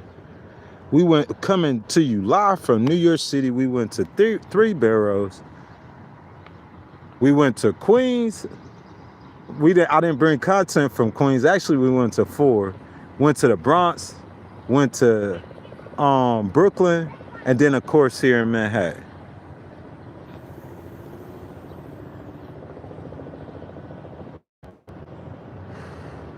I like that comment. Who is that? Is that Chris Hansen versus Predator? I'll go ahead and make you a moderator. because you always in this live stream and you always be giving us good comments. He says in 2020, he said it would be preferable to repeal private ownership of property than have a system where hundreds of thousands are homeless. Who said that? Did President Trump say that? And if President Trump said that, listen, I've heard President Trump say tax the rich. He a different kind of Republican. That's the only reason why he won. You see what I'm saying? But I'm saying at separate times, like he can say those things, but then he give Elon a tax break. That's not going to work. And I'm saying in 2026, you coming out and saying that, oh, they're godless. He's a godless communist. That's not going to work either. Not in 2026. So I'm saying you private ownership. Listen, I don't want to, we should do nothing with private ownership. Look, the Democratic Socialist is different than what you see in China. And I said China's model has worked pretty well. China's hybrid, like Reggie say, model of I wouldn't say democracy, because I mean I believe America should stay a democracy, will always be a democracy. But their model listen. So you saying, okay, listen, it's called a Democratic Socialist. You will remain a democracy. You see what I'm saying? But what I'm saying is that why can't we have a system to where the government just assures that all the members of its society are equally taken care of? That's a Jesus policy. That's what Jesus did.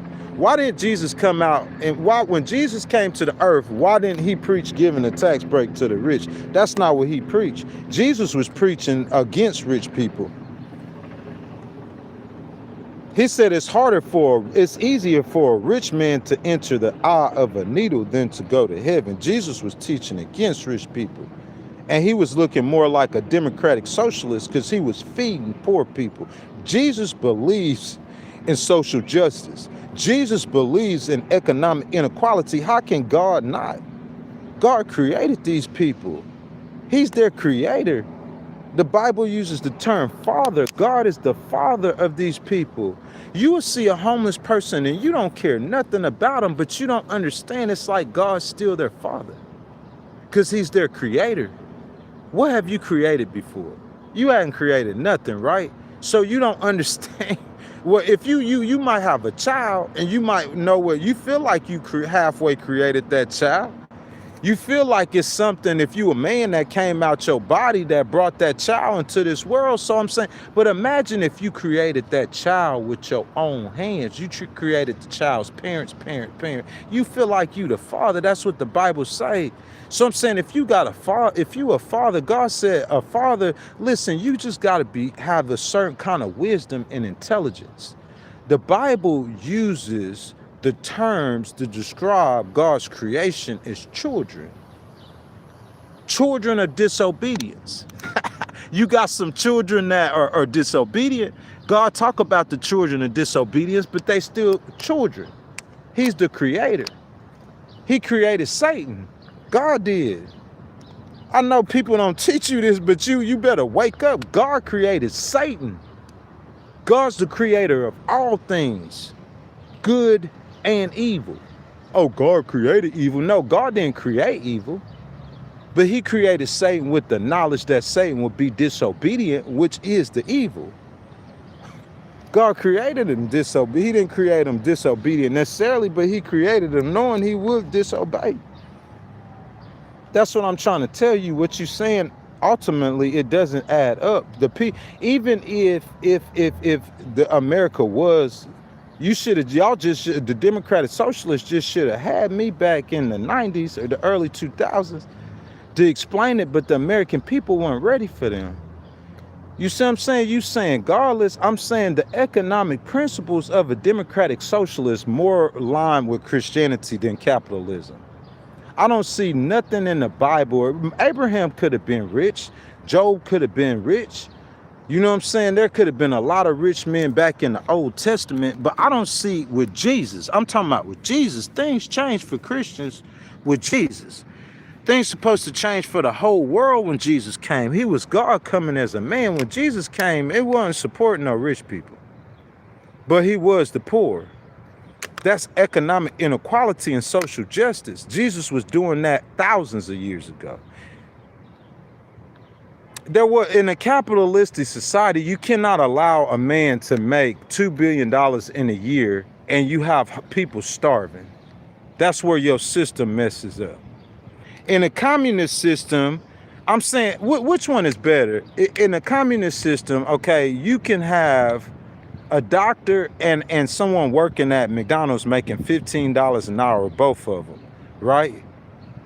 But in a capitalist system, you have the doctor making $1 trillion and a dude making at McDonald's, you got him homeless.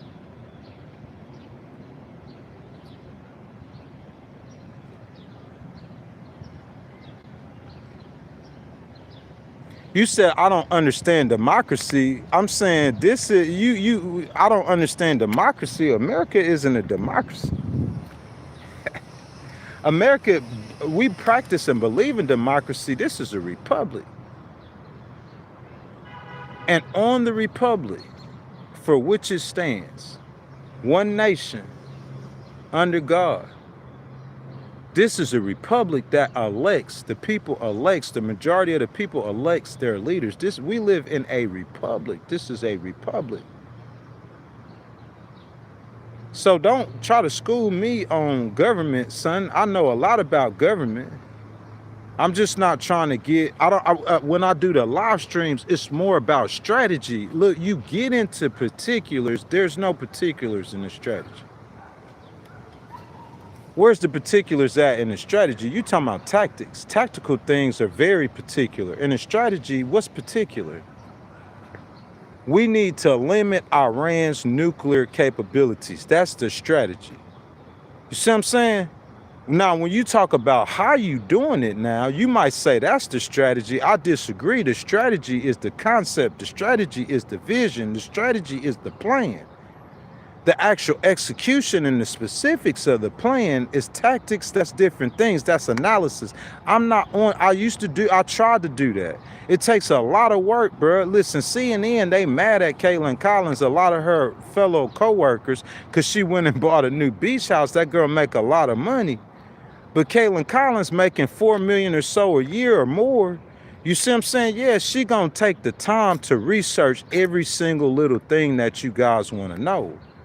That's what it takes. I have to research every single little. I'm not finna do that, man. We don't get enough. The live stream, we got to build to that point. One day come, I guess I'll be like analysis. They want me to have an analytic mind or something, or a historic mind and give y'all all the history. I'm like, nah, man, I ain't into all that, man.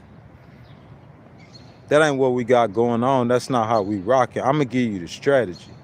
The strategy is you telling the American people that a Democratic Socialist is a godless communist is not going to make them not vote for him. They tried that with Barack Obama. Y'all remember that, saying that he was a racist and he was a communist? That's what I heard Sean Hannity say. Y'all remember Reverend Wright? The United States of the KKK, the sermons that they played, and they were trying to tell the American people that Barack Obama, the American people didn't care about that. Chris Cuomo was trying to highlight the fact that Zoran was a Muslim. The people in New York, they didn't care about that. That's what I'm saying. You got a party that is not addressing the economic issues of the majority. The Republican Party are addressing economic issues of Americans. It's just they're addressing economic issues of billionaires and millionaires. They're not addressing the economic issues of the working class. And you have the Democratic Socialists, Zoran and them are going to come, Bernie Sanders and them, AOC and them are going to come address the issues of the working class. They're going to talk about Medicare for all. They're going to talk about tuition, free college tuition for all. They're going to talk about doing things for the people that's going to make the people. Look, all they had to do is see Zoran come in there and start doing stuff. Oh, he fighting for small businesses. He get millions of dollars for small businesses. Oh, I want to pave 100,000 potholes. One of the things he ran on is universal child care.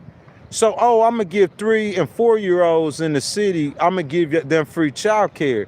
Then he ran on rent freezes.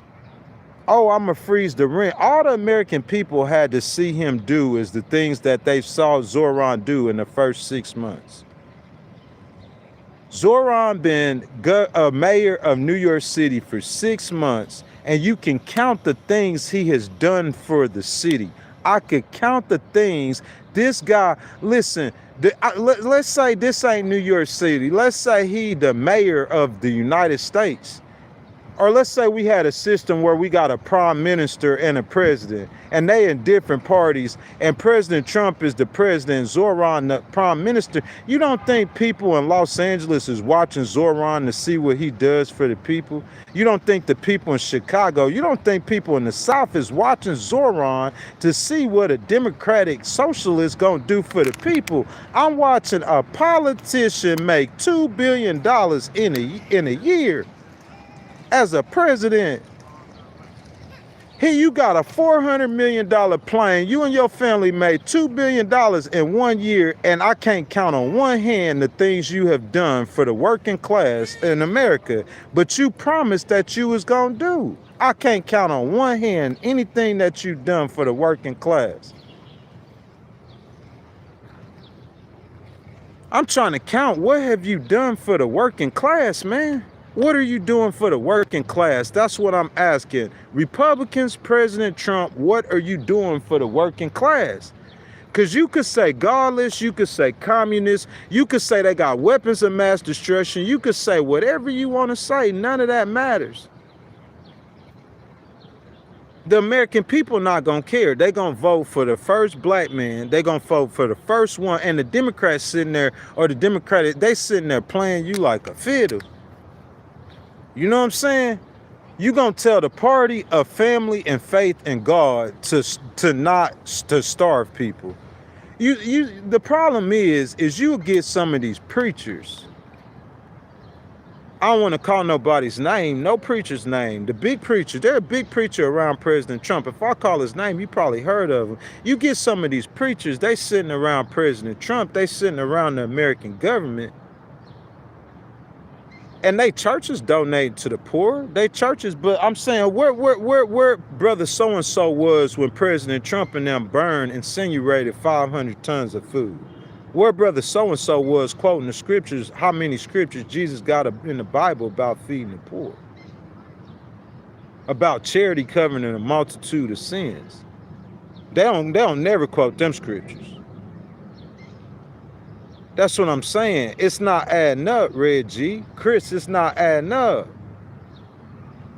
The American people not going to buy it. I promise you. You telling us.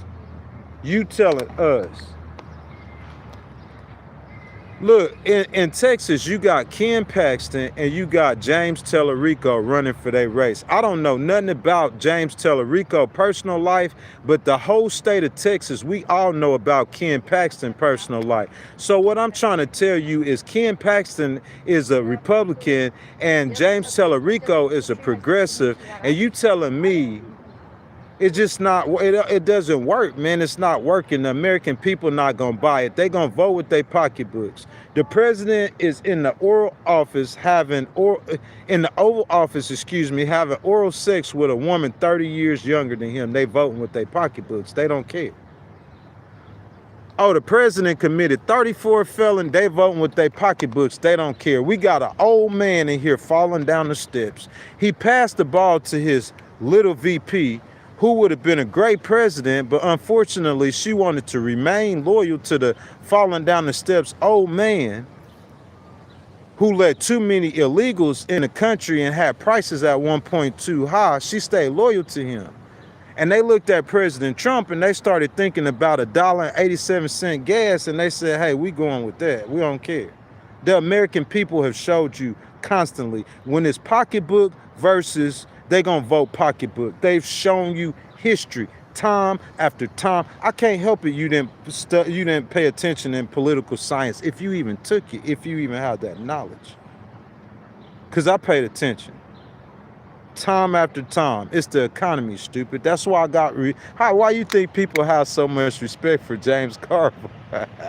With them crazy predictions for the Democratic Party. You see what I'm saying? Because it is the economy, stupid. It's always pocketbook issues. You live in a capitalistic society where you have trained children since a child. You go get a 3-year-old American, they know the value of a $5 bill.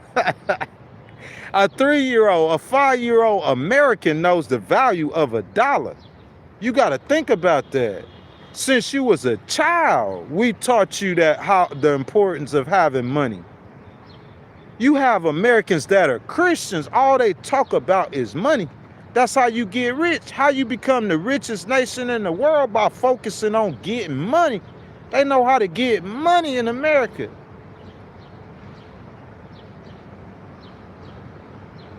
That's capitalism. So you stay capitalist. We're going to have a socialist capitalist of America. You stay capitalist. We not going to, just like China, we understand. You going to stay capitalist. We not going to try to change that. Chinese ain't trying to change no markets. She trying to figure out how to give his people more freedom by still maintaining control. They don't care nothing about the people getting freedom. The government just want to maintain control. In the communist system, that's what they care about. This is a different kind of socialism. This ain't the same socialism even in China. But if you want to compare it to some, China's socialism, for the large part, has worked. The only reason why the Europeans under President Trump haven't left and fell in line with the Chinese is because they don't believe in democratic principle. Zoran believes in freedom for all people. You think Zoran is gonna allow the Jews to get? That's crazy stuff. That's what they did with Barack Obama. That's crazy stuff that'll never happen in America. The way our system is set up, you gotta protect those people. We gonna have to protect all the people. So that's what I'm trying to tell you. He might be a socialist, a democratic, so it's going to be completely different. It's going to be even different than China's system. He believes, listen to me, a Democrat, they believe in capitalism. It's just a different form. They believe in economic equality. And Ghost believes in economic equality, and I go as far as to say that Jesus believed in it too. He came to help those who didn't have nothing. Like I said, he their father. You imagine the pain that God feels watching people starve? If you a drug addict or a meth head and you starving, that might be something different. You did that to yourself. I still can imagine God to feel a degree of pain. If you had a child who was a meth head and a crackhead who was starving, you would feel a degree of pain still. Even though they did it to themselves, you still gonna feel a degree. You their father. But I'm saying those children, listen, I'm gonna tell you a story in the Bible, bro, so you can understand how God is. What y'all talking about? And we all, it's a politics. We doing politics. This ain't no religion. But I'm saying President Trump, he used the term godless. They're godless communists. Listen. So God promised Abraham a child that he said he gonna raise up all the nations of the world through the seed of Abraham. So God promised him a child. His wife, Sarah, she was in her, 80s or 90s when he first promised her the child? She like, man, it ain't no way in the world I can have a baby. I'm an old woman. She laughing at God. She mocking the angels of God. God saying, God don't know what he talking about. He's saying, I'm going to have a child. He must be mistaken. But okay, though, we going to sit around here and we going to wait. Ha, ha, ha. God said, I'm going to have a child at 80 years old. We going to sit around here and wait and see what happens. So they sat around and wait and seeing what happened, and Sarah kept on trying to get pregnant. She wouldn't get it pregnant. She said, flip on this. I don't believe God. This is what we're going to do. She said, Abraham, go in there and you have sex with the little slave girl, the little handmaid, and we're going to make a baby, and there you go. There go your baby. I'm sorry, Abraham, I can't give you a child. Your God told you that he was going to give you a child, but your God, like, he just mistaken. So this is what you do, Abraham. You want a son, you need a seed. I can't give you a child, but I got a little slave girl in there, and she kind of cute. So go in there, Abraham, and have sex with that little slave girl, and let's have it. And Abraham obeyed the voice, not of God, but of his wife. And he went and had sex with his handmaid, and they made a son. You see what I'm saying? I'm gonna show you the heart of God. Cause God looking at that boy that they made, and he like, that's not the that's not the promise I made you, Abraham, for the nation of Israel, for my people.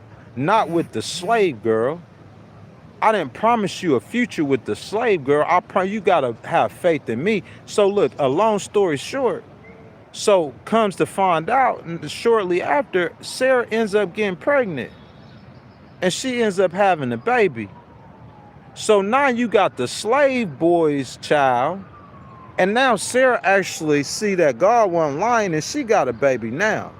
One day she's sitting there watching Abraham play with the slave girl's child that she told him. The only reason why the slave girl got a child is because Sarah told Abraham to go sleep with the handmaid. So now she got the baby, and she watching Abraham play with the slave girl child, and she don't like that. She done got jealous. She said, we got to get rid of the slave girl child. We got to get rid of that child, that slave and that child. We got to get rid of that. So she said, Abraham, this is what you need to do. Tell the slave girl and the child to get on down. And you know, back in that day, it wasn't like you going to leave New York and you going to go to Connecticut and survive. It wasn't like that. It was a system. This woman was a slave.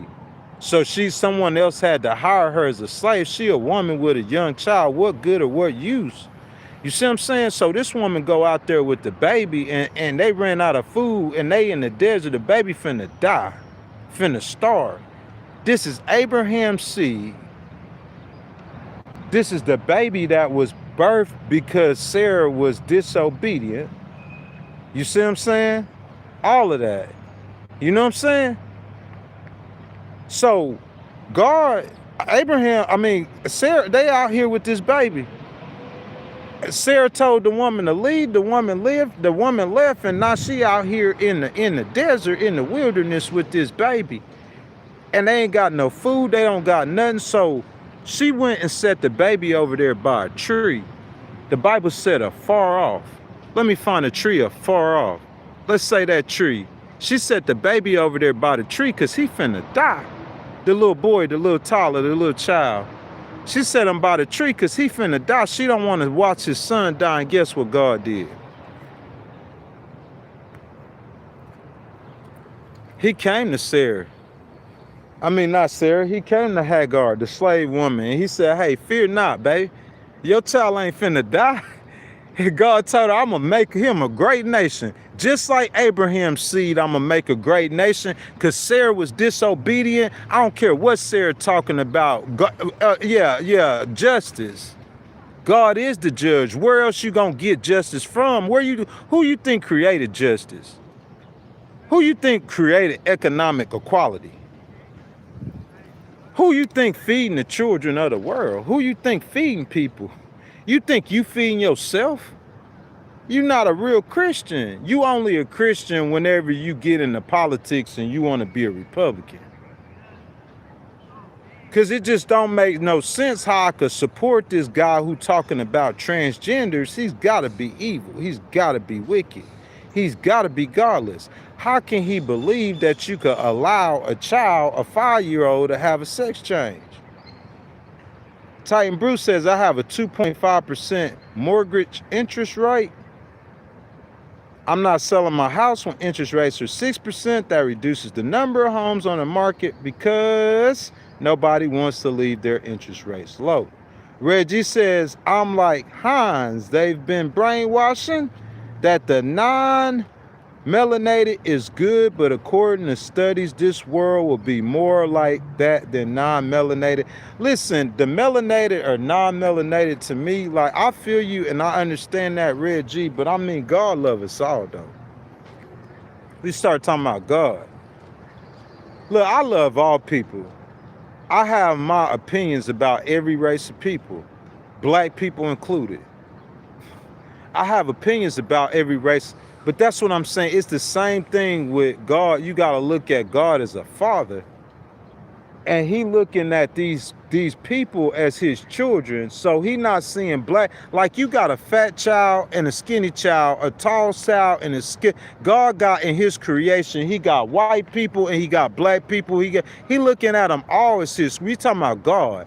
How I feel, in my opinion, is different when I put on my hat a Christian, talking about as a Christian, because I know how God looks at this. I know how to separate my feelings from what God and the facts and the truth. So I might have a feeling about, I felt like we was betrayed by a white man. And I felt like white people might have the tendency to betray us. But black people have the tendency to betray you too. Yeah, probably quicker than the white man would. You see what I'm saying? Like, I have my own opinions at different times. You get in different situations, your opinion gonna be variable. I have my own opinion about every race of people, but my opinion is different than we start talking about God. You see what I'm saying? Like, I'm in Popeyes and this dude come up to me and he like asking me to buy him a $10. You listen, you ain't got no job. You a professional beggar. You do this every day of your life. Imagine you waking up every day of your life. God in the Bible, what a prophet said, he looked far and low across, and he never seen the seed of the righteous begging bread. The seed of the righteous, one of God's children. This dude in here begging bread every single day. You asking somebody to buy you some Popeyes, bro. That kind of irritated me. And bro, I could see if you come in here just asking me to help you or to you hungry, you asking me to buy you a $15, $20 meal from Popeye. I'm not finna do that. I'm on a supplemental income, dude. I'm not finna buy you no nothing. You see what I'm saying? But look, I look at that situation, how I responded. And you talking about Jesus, what Jesus would do, how Jesus gonna handle something, even for the best of Christians. Because I feed more homeless people probably than a church. In my lifetime, when I had the money, I'm talking about, I don't care if I was giving them $5, I was just out there making contact with them. Since I've been in Manhattan, I done gave people money. And I can't even afford it myself, and I done handed and gave people money. I've been do that my whole life. I grew up like doing that. Helping people out. Big heart. You see what I'm saying? And even though with my big heart in that situation, I'd be like, nah, man, go get your own. I can't say that that's how Jesus would have responded to that. Even if I was right with what I was saying, that's what I'm saying. Jesus, when Jesus took those fish and he fed the multitudes, he wasn't asking which one of them was fornicators. He didn't say which one of y'all smoke crystal meth. He said, Jesus, when he fed the multitude, he said, oh, we only gonna feed the ones that are Christians. That's not what Jesus did. Jesus fed them all, regardless. Jesus with the sinners, with the tax collectors. If you look at the way he did things, the way he does things, it's a lot different than the way we do things. He said Western Christian Reggie is for slave masters. Maybe so. Maybe so. No, I believe you. I believe you. But like, there's nothing wrong with that thought, that train of thought. It might be for slave masters, but I'm just saying, like, it's just not working out. It worked for a long time, but I'm just saying, like, a lot of people not buying what you selling. It's just like Iraq has weapons of mass destruction, or Iran finna bomb us tomorrow. Just not buying it no more. Democratic Socialists are devil worshippers and they're godless communists. Just the American people not buying it no more. They don't care. They vote for you to fix the economy. They voted for you to fix the economy, and neither one of y'all sides are fixing the economy. And they hurting, and it's getting worse. Listen, if you got 13, let's say you got 33 people in the room. Okay? So we got 33 people in the room. And say 33 people in the room and 3 people got all the money, okay? And say you got 30 people who don't have no money and they hungry. So the 3 people in the room who holding all the money, I'm saying what they gonna have to do eventually?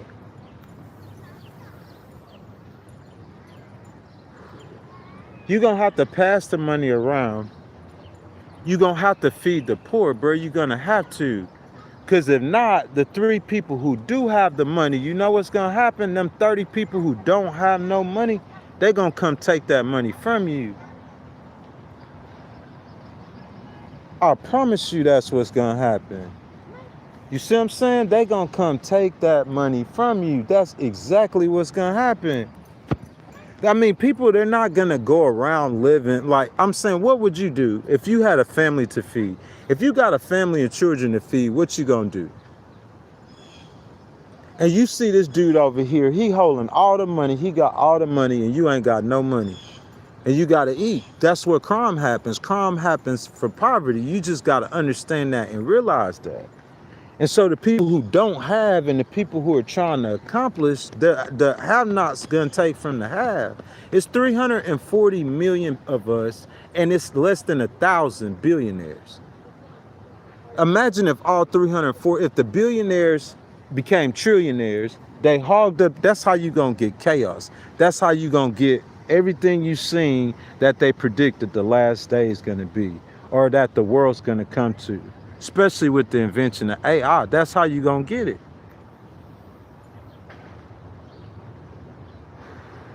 All the people have, or most of the people have all the money, or a few people have all the money, and the rest of the people don't have no money. And so the ones with nothing, they're gonna take it from the ones who got it. That's how it's gonna happen.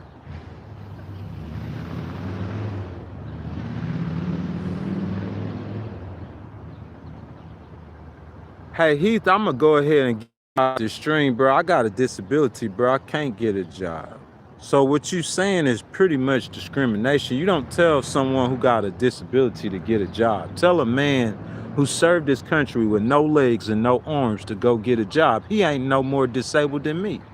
I'm just as disabled as a man with no legs and no arms. You don't tell someone like that to get a job, because you tell him to get a job and you publish that under the right circumstances, you could get sued. That's discrimination. You can't talk to people with disabilities like that.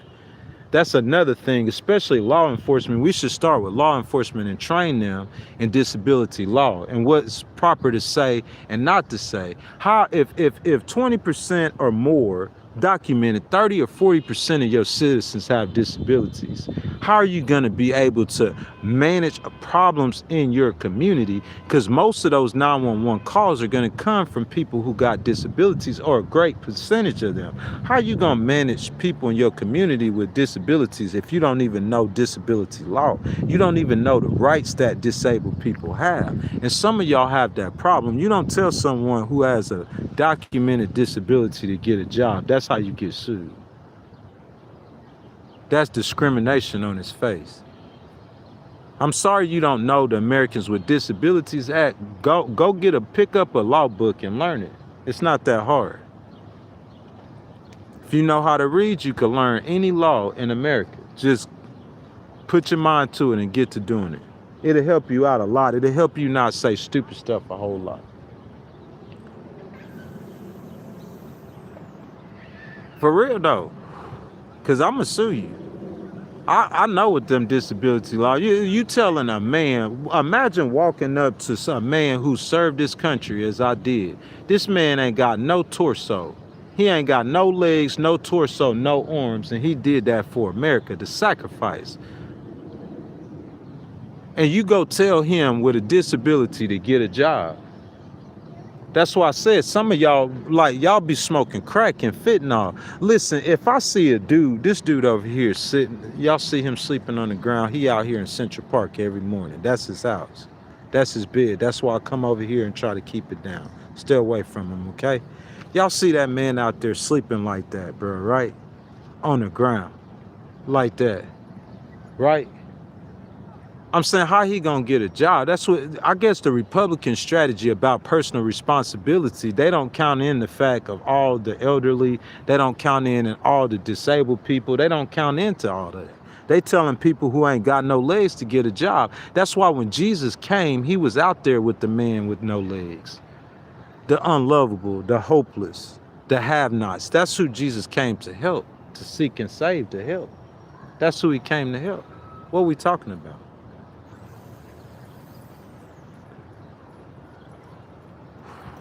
Red G says, so wrong, evil, and mean to disable people. I'm saying that's what I was taught when I was a child. We saw kids who were different than us, and as a child, you're going to make fun of something that's different than you. You don't have wisdom and knowledge and understanding. You haven't been trained to critically think. As a child, some adults are the same way. They make fun of people who are different than them, not understanding that I'm saying, listen, making fun of somebody because they were born black ain't no different than making fun of somebody who was born with a mental disability. It's something that they can't help and they can't control. They don't have no help. I mean, I could see, look, if you smoking crack, like I said, that dude out there, you would expect the dude sleeping on that ground out there to be doing drugs, but I don't expect, even though that's wrong, you don't expect, you know what I'm saying, your local senator to be doing no drugs. But I'm saying they be talking like they crackheads. You telling a disabled person to get a job, I don't care if he your preacher, he talking like he smoked crack. Fentanyl. On drugs, man. You talking like you doing drugs. Some of these people doing drugs, you can't tell they doing drugs. They look clean. They talk about you for smoking weed, and they doing crack. You don't believe that? You don't believe some people smoke crack that you don't know smoke crack? I mean, just listen to how they talk. Like I said, I'll say it one more time. That dude out there, I expect him to do anything. I expect him to be coming in Popeye screaming, yeah. I mean, listen, look at how, you expect him now. I don't expect you to do that, Mr. Preacher, Mr. Police Officer, Mr. Former military person, I don't expect you to be acting like to be talking like somebody who smokes crack or takes fentanyl. Someone who has a 12, 15-year documented disability and they're not working, don't tell them to get a job, idiot. That's why they're not working. They got a disability. When God said a man don't work, he don't eat, he don't mean people with disabilities. He talking about able-bodied people who are able to go to work. Bro, I wish I could go to work. I wish I could. Bro, I want to appeal in the U.S. Court of Appeals. Listen to me for a second. I want to appeal in the U.S. Court of Appeals as a paralegal. I told a guy, I was telling a guy's sister that I was a paralegal. He was like, nah, he an attorney. He was swearing I was an attorney because of my body of work. I want to appeal in the U.S. Court of Appeals as a paralegal. You say, Ghost, what that means? What that means is I have all the experience to get any job in Manhattan. I'm in the place to go get a job. Me and my homeboy looked up what an experienced paralegal makes in the city. They make about $10,000 a month. I'm going to say that for you one more time. An experienced paralegal in Manhattan at the right law firm makes about $10,000 per month. So you telling me to get a job? If I could work, boy, trust me, I'll make more than you, probably about two. You know what I'm saying? Because that's an experienced paralegal making $10,000 a month. I'm talking about with the skill set I have, I could go to that law firm and on day one, I could do the work that the lawyers are doing because I'm doing it right now. On day one. On day one, the lawyer he could put me in that office and he knows that I could win that case without him. On day one. That lawyer could put me in that office. Imagine having an employee that's accomplished more than you have and you their boss. It's like being a captain in the military. You the boss of a sergeant major, but that sergeant major led troops through great victories, and you've never done that, but you his boss. That's what an attorney would face with me as his paralegal, unless I just work for like one of the best attorneys in the world. 11 cases come to conclusions in 4 years. I won 9 and only lost 2. One in the U.S. Court of Appeals recovered hundreds of thousands of dollars as an independent paralegal. Bro, I go work for a law firm. Within 2-3 years, I'll be making a couple $100,000 a year. $15,000 a month plus. If I was able to work, that's the skill set that I've developed. That's how much money I would be making if I was able to work. I migrated to the right spot up here in New York City. And New York City, up here, bro, I promise you, the temptations for me to go get a job. I'm thinking in my mind, if I work for 30 days, I'll make 10 racks. If I could make it for 30 days, I'll make 10,000. And I'm sure they'll have me do at least 1 or 2 lawsuits and they'll see incredible skill set. But I'm saying I know that I won't be successful over a long period of time doing that. So why would I do it if I know that I won't be successful over a long period of time? I was working at Tesla. I wasn't making $2,500 a week. You see what I'm saying? But I was making $6,000-$7,000 a month. And I only made it 30 days. Went to court, went back to work, and made it 30 days the second time. It's a liability telling me to go to work. Like trying to tell a man who got prosthetic legs to work in the kitchen with a wet floor. Knowing that man hit the ground one time and injured himself, it's a liability.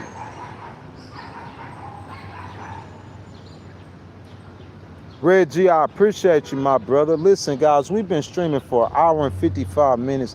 If anybody want to donate to the channel, excuse me, y'all hit that button with the $ in it. And your donations are very, very, very, very much appreciated. Reggie told me to write a book. He said he has an editor and he said that he could help. Man, that sounds pretty cool, Reggie. I thought about doing it. You know what I'm saying? But I wanted to accomplish more in my field. I feel like that listen, this is what I'm saying. I feel like that one appeal that I won in the U.S. Court of Appeals, I filed another appeal that I would have won. You see what I'm saying? So I feel like, and then now, Reggie, you got to look at it. I got lawsuits against police departments. Imagine me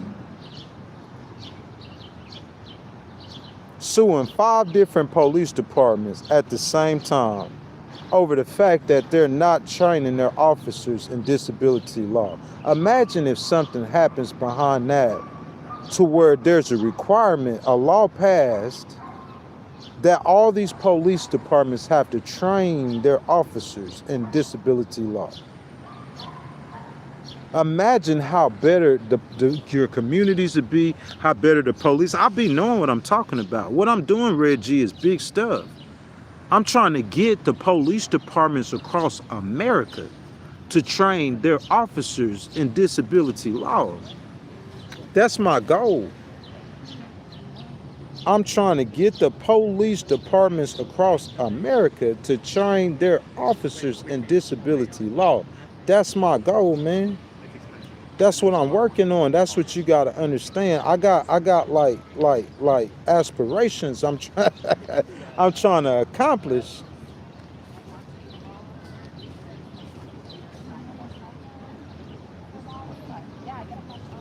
I don't know what Ian's talking about. You know what I'm saying?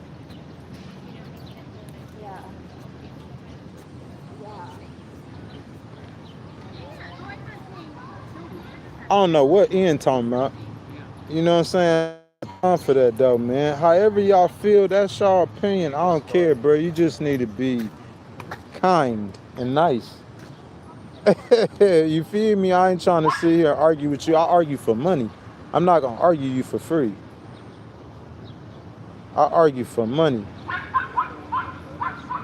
Who is that? Is that Kimini?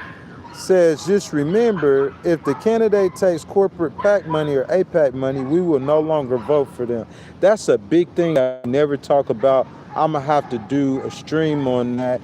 If that candidate is taking APAC money or they're taking money from any special... Listen, to win an election in America, presidential-wise, you're going to need $1 billion. Sometimes it might be hard for you, especially in the beginning stages of your campaign. You might not have a David Axelrod and be able to organize like a Barack Obama. So sometimes it might be hard for you to get all these donations from single donors. You see what I'm saying? But we look at the fact, if you take APAC money or if you take corporate PAC money, that you basically gonna work for the same group of people that every president has worked for, and you're not gonna be helping us at all. We've basically come to that conclusion. So that's why Kimini's saying that.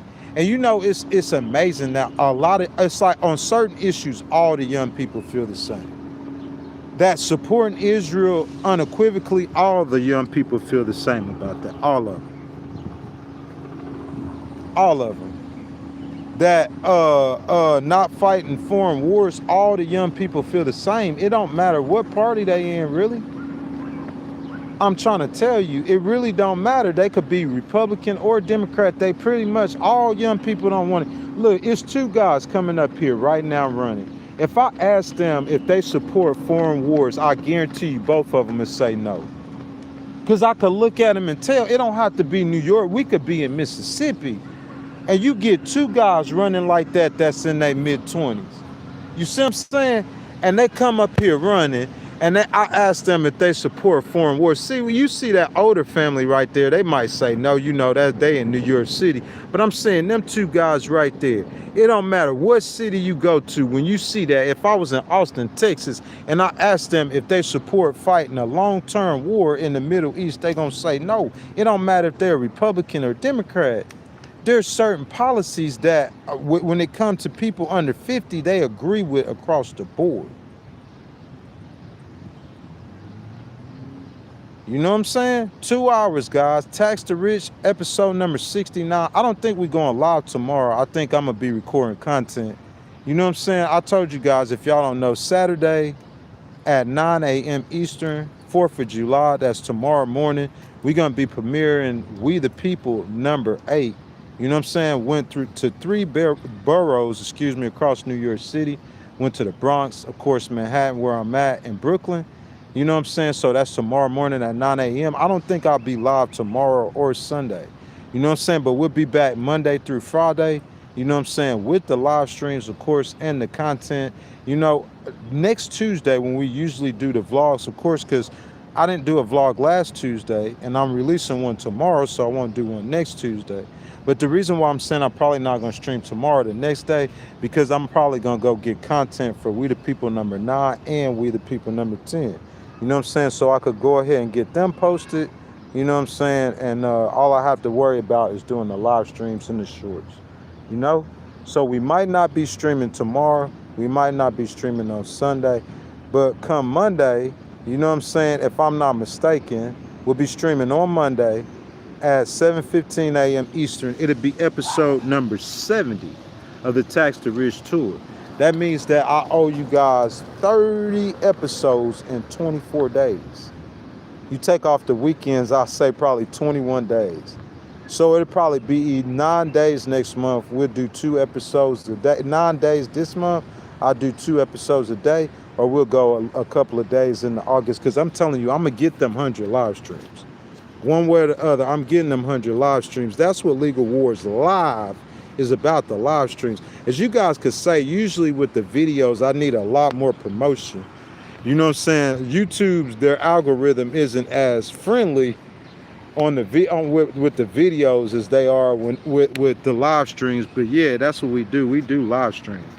100 live streams every tour. That's the content we bringing. You know what I'm saying? Episode number 69, 2 hours finished. President Trump said that the Democratic Socialists are godless communists. Is he right? Is he true? In 2026. And if he is right and if he is true, do the American people care? That's my time, y'all. 2 hours, man. Episode number 69. Guys, y'all be safe. Y'all have a whole lot of fun.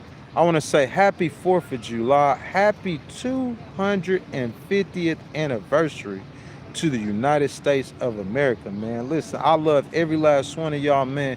You know what I'm saying? The devil wants us to be separate. He wants to divide and conquer. That's his goal.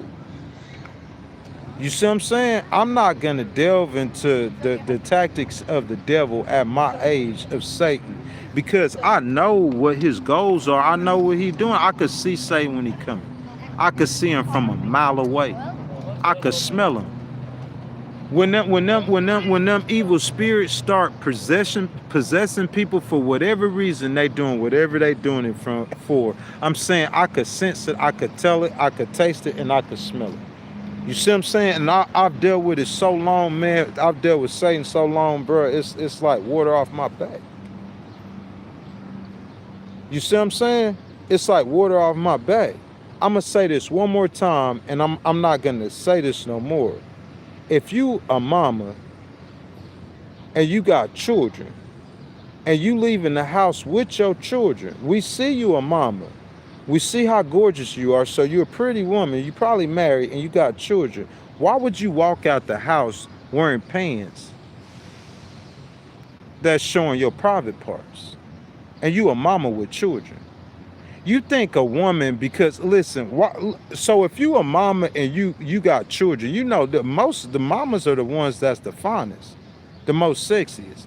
If you a mama and you got children, you could walk outside your house butt naked and no man better not look at you because you got children with you. You think that's gonna work? You won't walk outside your house butt naked because you a mama. You gotta be an example for your children. So that's why God told you, you a woman, a wife, a mama with children, God told you to dress a certain kind of way. You want to set an example for your daughter not to dress like you, and you don't want to be dressed like that in front of your son. That's what I'm saying. So if you come out the house and you a mama with children, don't come out the house dressed to where your private parts are shown. Because if you a mama with children, with your children with you, if you come out the house dressed like a whore, you might get some whore responses from guys. They're going to be catcalling. They're going to be doing all kind of stuff, and you got your children with you. So don't come out the house dressed like a whore if you a mama with children.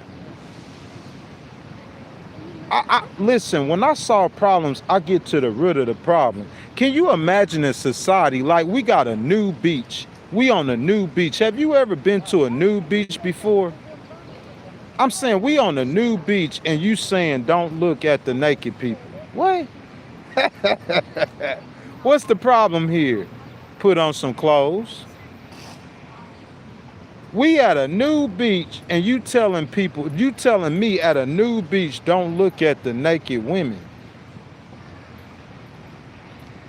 You telling me you got J-Lo, you got Selena, and you got Jessica Alba over there and they all nude. And we on the beach. And you saying don't look at the gorgeous fine women on a nude beach. That don't make no sense. If you on a nude beach, you gonna observe other people's nudities. You know, nudities. You know how you fix that? Don't go to the nude beach. That's how you fix that. If you a woman and you come out the house showing your coochie, it don't matter if you got children or not, you still showing your private with your clothing. If you come out the woman, you a woman coming out the house and you got 2 children, but you coming out the house butt booty naked. And you think because you got 2 children with you, that's gonna stop all the dudes from messing with you, but you butt naked. And you look like J-Lo. J-Lo can't come out the house naked, man. She probably gonna get assaulted. That's why God said, put on clothes.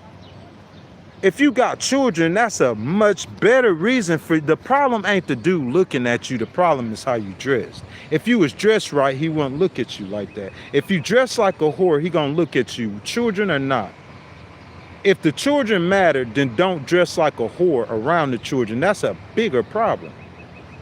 You got children with you, but you dress like a whore around your children. You can't not follow God's law and expect, it doesn't work like that. You don't make up your own rules. God told a woman not to dress like a whore. God told a woman not to wear something pertaining to a man. Because you got 2 kids with you, you can't come out the house butt naked. As a woman, you think them 2 children gonna save a man from raping you if you come out the house butt naked as a woman. That's not gonna save you from getting assaulted. Some people will rape you with them children. The way you help save yourself getting assaulted, look, you coming outside dressed like that is with children is equivalent to like a mama deer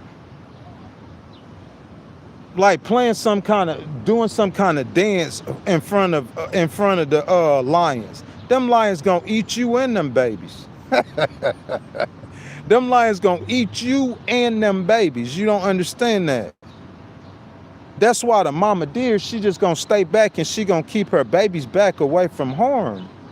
And part of it is you not coming out the house dressed like that. This woman right here, she passing by, she going running or jogging. So if she dressed like that, I could understand that she jogging. Those are kind of like them women who wear them spandex, them kind of like athletic exercise clothes. Bro, it's 10 o'clock at night. You ain't got no sweat on you. You dress, I'm talking about super fine. Your body, she probably finer than J-Lo, her body-wise.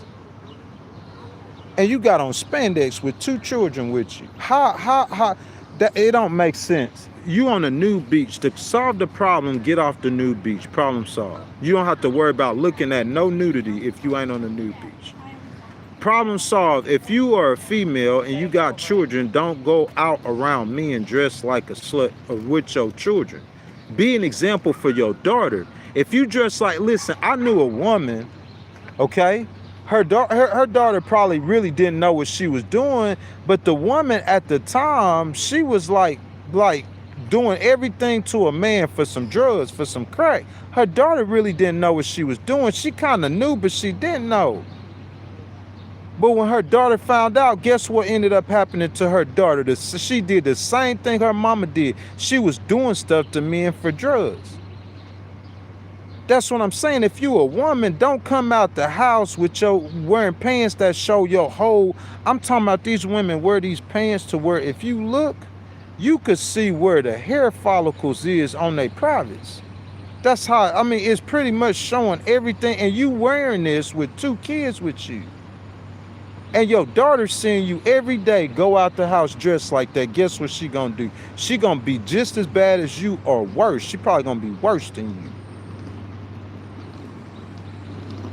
That's the last time I'm gonna say this. I'm not gonna have this conversation with nobody else. If you don't want no dude looking at you, whether you got kids with you or not, stop dressing like a whore. You don't want to address that. If the women dress like whores, that's what it is. Stop dressing like a whore. Well, I don't care if you got children with you, that's more of a reason for you to stop dressing like a whore. She come out in spandex. She knowing dudes gonna look at her. She's showing her shape intentionally. When a woman wears spandex, she intentionally showing her shape. You could show your shape in some jeans. You ain't gotta wear. But I'm not listening. A woman wears, she spandex. My girlfriend, that's the favorite pants for her to wear is spandex. I'm not, do what you do. Just don't be talking about me and looking at you and you dress like that. Me and staring at you, stare a hole through you. I do it intentionally. I'm trying to make a point. Don't dress like that. Or if you do, who cares? You just can't complain about it. You have some people in certain situations, dude trying to play Captain Kirk or Captain Save or whatever, Captain Save a whore. He trying to play Captain Kirk. The woman, the woman, she don't care if you look at her, really. Ain't no, if she said something, that would be something. She don't care. That's why she dressed like that. I'm sure she's sure to be married.